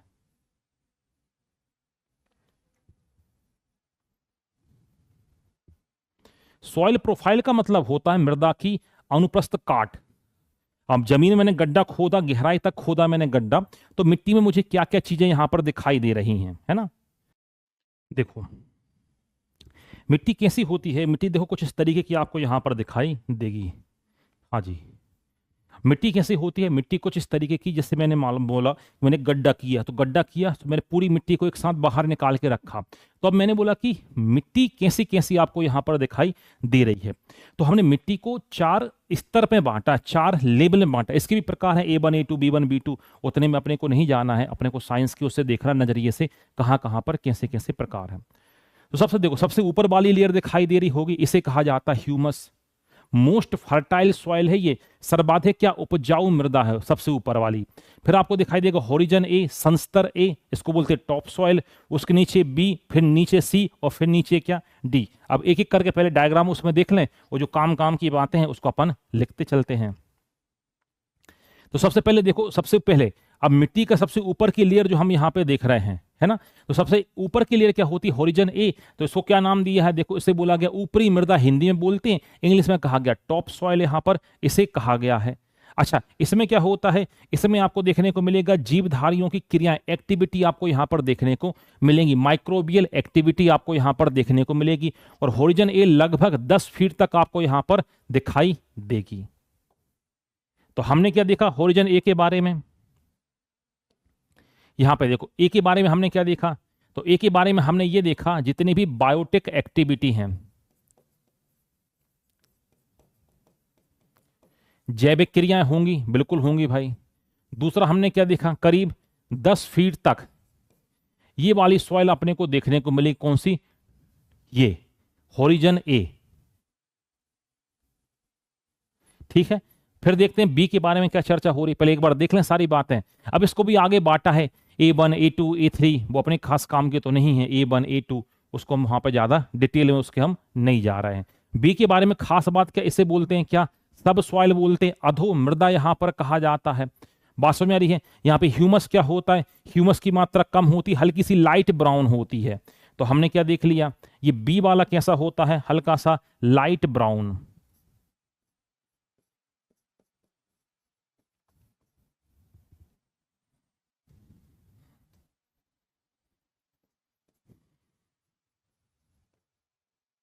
और ह्यूमस यहां पे कम होगी। ठीक है, और देखो हमने क्या देखा समय, हाँ ये होता है यहां पे देखो, जल भंडारण का कार्य यहां पे आपको देखने को मिलेगा। ठीक है, यहां पे क्या होता है, जल भंडारण, आपको पानी का स्टोरेज, पानी का अपन गड्ढा कराते हैं ना, वो हॉरिजन बी तक जाएगा।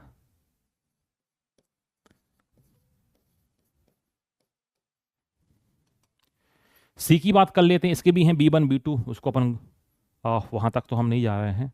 सी में क्या देखो, कैल्शियम कार्बोनेट CaCO3 और कैल्शियम सल्फेट्स CaSO4,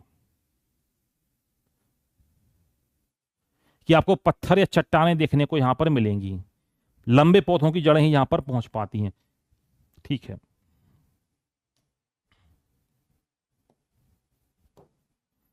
सी की हम बात कर लेते हैं।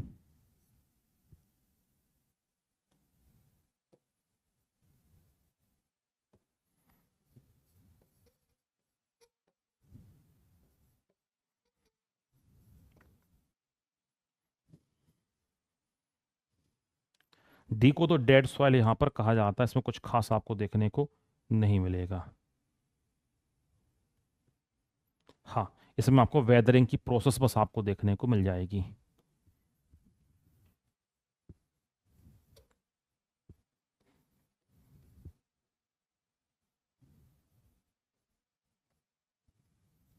लो, खत्म हो गया सॉइल प्रोफाइल,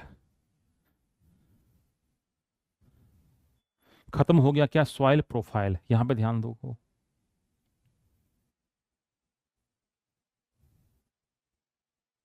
देखो हमने बोला भाई साहब मिट्टी में क्या क्या पाया जाता है, मिट्टी में हमें क्या क्या देखने को मिलता है। तो हमने बोला मिट्टी की हमने जो भाग जो हैं, मिट्टी की जो लेयर है, हमने कितने भागों में इसको बांट दिया, हमने 4 भागों में से क्लासिफाई कर दिया। पहली लेयर को हमने क्या नाम दिया, हॉरिजन ए, ये दिखाई दे रहा है। फिर हॉरिजन बी, हॉरिजन को हिंदी बोलते हैं संस्तर कहा जाता है। ठीक है, फिर हॉरिजन बी, हॉरिजन सी और हॉरिजन डी।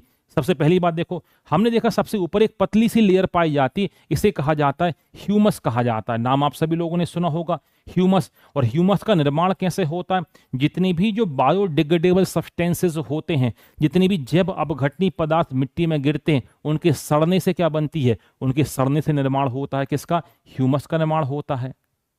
तो ये कैसी होती, बहुत ज्यादा फर्टाइल होती है, बहुत ज्यादा उपजाऊ होती है। जो केचुए वगैरह हैं, सूक्ष्मजीवी वगैरह आपको यहां पर बहुत ज्यादा देखने को मिल जाएंगे। इस ऊपरी लेयर को कहा जाता है क्या, इसे कहा जाता है ह्यूमस कहा जाता है।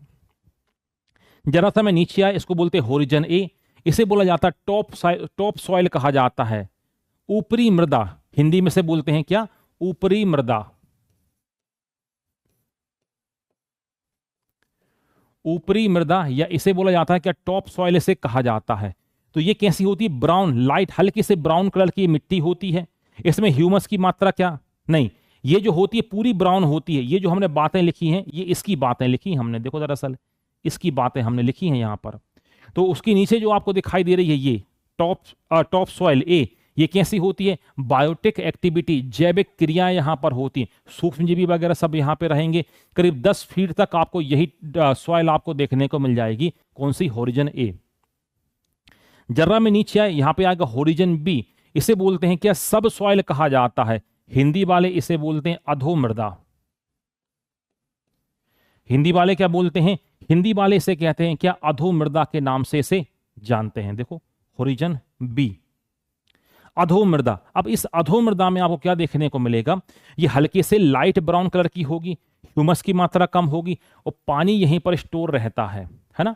जो हम बोर करते हैं ना अपने घरों में जो होता है, वो लगभग यहां तक आपका जाएगा, क्योंकि नीचे पत्थर आने वाले हैं, पत्थरों में पाने की संभावना घट जाती है, कई बार बोर मशीन नीचे तक नहीं जा पाती, बड़ी बड़ी चट्टानें आ जाती हैं इसकी वजह से। तो यहां पर क्या होगा, पानी यहां पर रहता है, होरिजन बी। तो देखो पौधे की जड़ें कहां तक रहती हैं, एक बार क्वेश्चन पूछा था, कुछ ए तक आती हैं, कुछ बी तक आती है, मगर कुछ लंबे पौधे रहेंगे उनकी जड़ें कहां तक आ जाती हैं, देखो होरिजन सी तक पहुंच जाती हैं। डी में किसी प्रकार की जड़ें नहीं पहुंचती, ये काफी गहराई वाला क्षेत्र यहां पर होता है।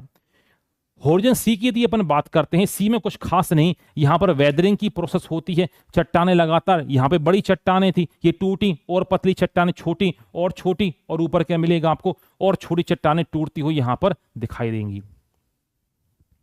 यहां पर हमें देखने को मिलेगा क्या, कैल्शियम कार्बोनेट और कैल्शियम सल्फेट की चट्टानें हमें यहां पर देखने को मिलेंगी, स्टोन हमें यहां पर इसके देखने को मिलते हैं। और सबसे नीचे वाला स्तर जो होता है इसे कहा जाता है क्या, होरिजन डी कहा जाता है। इस डी स्तर में क्या मिलेगा, केवल यहां पर वेदरिंग की प्रोसेस मिलेगी हमें, यहां पर क्या होगा, चट्टानें धीरे धीरे करके ये टूटेंगी। और क्या लिखा, देखो मैंने, नो बायोटिक एक्टिविटी, किसी भी प्रकार की जीवित क्रियाएं यहां पर नहीं होती हैं, क्योंकि यहीं से चट्टानें धीरे धीरे टूट रही हैं तो ऊपर की तरफ बढ़ती जाए, मृदा निर्माण यहीं से हो रहा है, मृदा निर्माण क्या हो रहा है, यहीं से हो रहा है। बात समझ में आ रही है? हाँ, तो यही क्या है, यही आपका होरिजन नंबर डी। तो यह है सॉइल प्रोफाइल, यह है मृदा परिच्छेदिका। मतलब मृदा परिच्छेदिका का मतलब यहां पर यह है कि जब आपने गड्ढा खोदा तो कैसी कैसी लेयर आपको मिली, उस लेयर में कौन कौन सी चीजें आपको यहां पर दिखाई देती हैं। हाँ जी,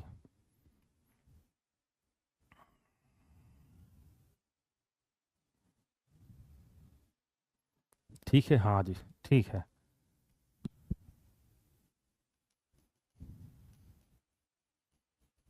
हाँ, इनमें भी वेदरिंग होती है, वेदरिंग तो इनमें भी होती है, कैल्शियम कार्बोनेट और कैल्शियम सल्फेट में।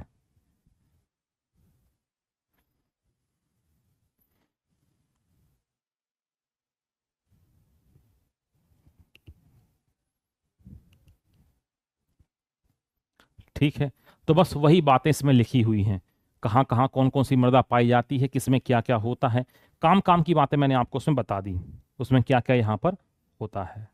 ठीक है, आगे देखें इसके हम। मृदा तो अपन कंप्लीट कर ही लेंगे, हाँ हो जाएगा मृदा कंप्लीट, मृदा को तो हम कंप्लीट पूरा कर ही लेंगे। ठीक है, अब देखो हम आगे बात करते हैं किसके, कंपोजिशन ऑफ सॉइल की हम बात करते हैं, मृदा के संगठन की बात करते हैं कि मिट्टी में क्या क्या पाया जाता है। तो अभी हमने देख ही लिया है मिट्टी में क्या क्या पाया जाता है। तो सबसे ऊपर की लेयर जो हमें दिखाई दे रही थी वो क्या थी, वो थी क्या, ह्यूमस या कार्बनिक पदार्थों की, ये क्या थी, ये लेयर थी। अब ह्यूमस के बारे में जानकारी, यहां से क्वेश्चन बने हुए हैं, पहला क्वेश्चन यहां से बना हुआ है ये। तो ह्यूमस जो होती है, इसमें जो नमी धारण करने की क्षमता सबसे ज्यादा होती है।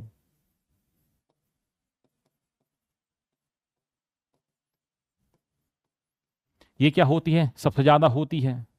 दूसरा, ये कैसी होती, फर्टाइल भी बहुत ज्यादा होती, उर्वर जिसका आप बोलते हो, या उपजाऊ भी, ये क्या होती है, सबसे ज्यादा यहां पर होती है। ठीक है, ह्यूमस। फिर हमने देखा और मिट्टी में क्या मिलेगा, तो आपने बोला सर मिट्टी में हमें मिलेगा क्या, प्लांट मिनरल्स मिलेंगे, खनिज पदार्थ मिलेंगे। अब खनिज पदार्थ कैसे होंगे, जैसे आपने बोला कैल्शियम होगा, नाइट्रोजन होगा, फॉस्फोरस होगा, फ्लोरीन होगा, ये खनिज हमें कहाँ मिलेंगे, हमें मिट्टी में हमें यहां पर देखने को मिलेंगे। ह्यूमस में ही खेती हो जाती है, कुछ इंच में ही हो जाती है मुन्ना, मगर पौधे की जड़ें तो पहुंच जाती है नीचे तक। इसलिए तो हम क्या काम करते हैं, कई बार ऊपरी मृदा में जब वो हो जाता है क्या, हम देखते हैं जैसे किसान देखता है भाई 2-3 साल के बाद वो क्या काम करता है, वो प्लाऊ कर देता है। क्यों कर देता है प्लाऊ, कि नीचे की ह्यूमस वाली मिट्टी ऊपर आ जाती है, ऊपर की कम उपजाऊ वाली फिर वो नीचे चली जाती है लगातार फसल को लगाने से। ह्यूमस में भी होती है और ह्यूमस के नीचे पौधे की जड़ें चली भी जाती हैं। फिर हमने क्या देखा, सॉइल वाटर, पानी में मिलेगा, जमीन में मिलेगा पानी, और उसमें कुछ मिलेगी क्या, यहां पर हवा भी तो मिलेगी, और साथ में सॉइल रिएक्शन, मृदा अभिक्रिया। ठीक है, अब हमने बोला क्या, कार्बनिक पदार्थों की हम बात कर रहे हैं। हाँ, ह्यूमस के बारे में शॉर्ट में आपको जानकारी बता दी थी, सो वही जानकारी यहां पर लिखी है। तो यहां पर क्या हो रहा है, बायोटिक एक्टिविटी हो रही है, पदार्थ क्या हो रहे हैं, टूट रहे हैं। ठीक है, तो यहां पे आपको क्या देखने को मिलेगा, इसकी भूमि की उर्वरता क्या हो ज्यादा, खास बातें यहाँ पर यही काम की हैं। ये फर्टाइल बहुत ज्यादा होती, क्यों? क्योंकि यहाँ पर बायोटिक एक्टिविटी काफी ज्यादा होती है। सबसे पहले हम इसमें देखते हैं बहुत बहुत काम के, कई बार प्री में भी पूछे गए हैं, मीन्स में भी पूछे जाते हैं, प्लांट मिनरल्स। हम देख रहे हैं पौधे में पाए जाने वाले क्या, खनिज। तो हमने बोला कि भाई पौधे में कौन कौन से खनिज यहाँ पर पाए जाते हैं। ध्यान से आप सुनना, मैं कुछ आपको बताऊंगा, एक साथ आपको याद भी करा दूंगा। दूसरे आपको मिलेंगे कौन से, मैक्रो मिनरल्स। ध्यान से मेरी बात याद से सुनना। हमने बोला पौधे में पाए जाने वाले खनिज। अब पौधे में कौन कौन से खनिज पाए जाते हैं, दो प्रकार के आपको देखने को मिलते हैं। पहला देखो माइक्रो मिनरल्स, हिंदी वाले इसको बोलते हैं सूक्ष्म मात्रिक खनिज। दूसरे कहलाते हैं मैक्रो मिनरल्स, दीर्घ मात्रिक खनिज। अब ये क्या कहलाते हैं, ध्यान से सुनो। ऐसे खनिज यहां पे देखना, बात करते हैं पहले माइक्रो की बात करते हैं। ऐसे खनिज जो पौधे को बहुत कम आवश्यक होते हैं वो कहलाते हैं माइक्रो। अब जिसकी आवश्यकता पौधे को ज्यादा होती है उन्हें बोलते हैं क्या, मैक्रो, दीर्घ मात्रिक खनिज से कहा जाता है। अब देखो लिखे हुए हैं दीर्घ मात्रिक, यानी बोलते हैं मैक्रो मिनरल्स। ये ज्यादा शब्द अच्छा है, यहां तो लिखा हुआ माइक्रो मिनरल्स लिखा हुआ है। तो दीर्घ मात्रिक, अब वो क्वेश्चन आपकी पीटी में करता है। पीटी में कैसा क्वेश्चन करता है कि बताओ पौधे के कौन से खनिज कम जरूरी हैं, पौधे के कौन से खनिज ज्यादा जरूरी हैं, ये क्वेश्चन वो आपसे करता है। तो हम एक को याद कर लें। देखो दीर्घ मात्रा में कौन कौन से हैं, carbon, hydrogen, nitrogen, phosphorus, sulphur और मैग्नीशियम। ये कैसे हैं, ये हैं दीर्घ मात्रिक। इनकी आवश्यकता क्या होती, बहुत ज्यादा होती है।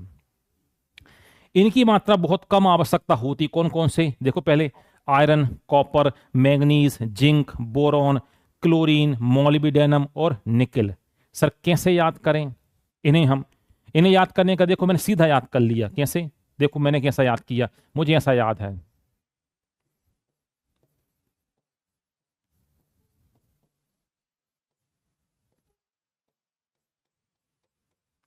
मैंने इसको ऐसा याद कर लिया, देखो कैसा, मैंने इसको सीधा पढ़ दिया पूरा, मुझे याद ऐसे ही हो गया। मैंने कैसे याद किया, देखो फेकू मंजन बीकल मुनि, हो जाएगा याद। फेकू मंजन बीकल मुनि, हो जाएगा। फेकू ये हो गया फेकू, इसको पढ़ दिया मैंने मंजन, तो फेकू मंजन बीकल मुनि। तो फेकू मंजन बीकल मुनि ये कैसे हैं, ये हैं लघु मात्रिक खनिज हैं। इनकी आवश्यकता पौधे को बहुत कम होती है, बहुत कम ये चाहिए होते हैं। कौन से, फेकू मंजन बीकल मुनि। इसके अलावा जो बच जाते हैं उन्हें कहा जाता है क्या, वो कहलाते हैं दीर्घ मात्रिक खनिज। तो इन्हें कहा जाता है लघु मात्रिक खनिज कहा जाता है। फेकू मंजन बीकल मुनि मैंने ऐसे याद कर लिए तो मुझे याद है। अब वो क्या कहलाते हैं, वो कहलाते हैं दीर्घ मात्रिक खनिज कहलाते हैं। हाँ जी ठीक है। अब पौधे के अंदर जो खनिज होते हैं वो क्या क्या काम करते हैं, अब ध्यान से सुनना। पीटी भी कवर है इसमें, मीन्स भी कवर है, अलग से क्वेश्चन भी जाता सीधा कि प्लांट मिनरल्स क्या होते हैं बताइए। दोनों भागों में बताना पड़ता है, हर खनिज के उपयोग अपने को यहां पर बताने पड़ते हैं। तो पहले देखो अपने क्या लिखा, CHO और कैल्शियम। CHO का मतलब क्या होगा, CHO का मतलब हो गया कार्बन, हाइड्रोजन, ऑक्सीजन और कैल्शियम। ये किसके लिए जरूरी होते हैं, ये देखो सेल वॉल फॉर्मेशन, कोशिका भित्ति के निर्माण के लिए जरूरी होते हैं। और सेल मेम्ब्रेन प्लाज्मा मेम्ब्रेन मतलब प्लाज्मा झिल्ली के निर्माण के लिए भी क्या होते हैं, ये जरूरी होते हैं। सर NPS क्या है, नाइट्रोजन, फास्फोरस और सल्फर, ये पौधे में क्यों जरूरी होते हैं, ये एमिनो अम्ल के निर्माण के लिए जरूरी होते हैं। और हमें पता एमिनो अम्ल से ही तो प्रोटीन बनता है और न्यूक्लिक एसिड बनने के लिए आवश्यक। सर मैग्नीशियम, इसका तो यूज पूछा भी गया है। जो क्लोरोफिल जो होता है, क्लोरोफिल की कोर मेटल होती है मैग्नीशियम, तो हमने यहां पर लिखा भी है कि मैग्नीशियम का यूज पौधे में कहां पर होता है, क्लोरोफिल के निर्माण के लिए होता है। हमारी बात समझ में, हाँ जी। मैग्नीशियम का यूज आपको दिखाई दे रहा होगा। अच्छा, अब सबके उपयोग यहां पर लिखे हुए हैं, सभी के क्या लिखे हुए हैं यहां पर, उपयोग लिखे हुए हैं। अब मैं उपयोग पे भी ज्यादा नहीं जा रहा हूं, मैं यहीं तक रह रहा हूं, क्योंकि देखो अब मैग्नीशियम से पौधे में क्या होगा, उसमें क्या लिखा, प्रीमेच्योर लीफ फॉल जो हो रहा है, मतलब जो पत्तियां जो हैं पहले गिर रही हैं, किसकी कमी से, मैग्नीशियम की कमी से। और पौधे में क्या होता है, ये कह रहा मार्जिनल नेक्रोसिस, ये क्या कहलाता है, पौधे, ये होगा पौधे की पत्ती,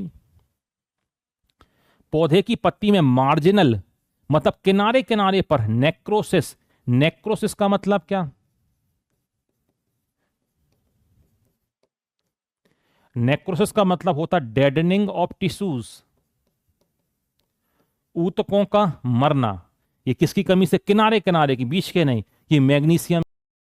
चलेगा, तो ये था इकोलॉजिकल फैक्टर जो हमने आखिरी में कंप्लीट किया प्लांट मिनरल्स के साथ में, जो हमें बॉटनी में भी देखने को मिलते हैं। सो मुलाकात करते हैं आप सभी लोगों से कल किसी और नए टॉपिक के साथ।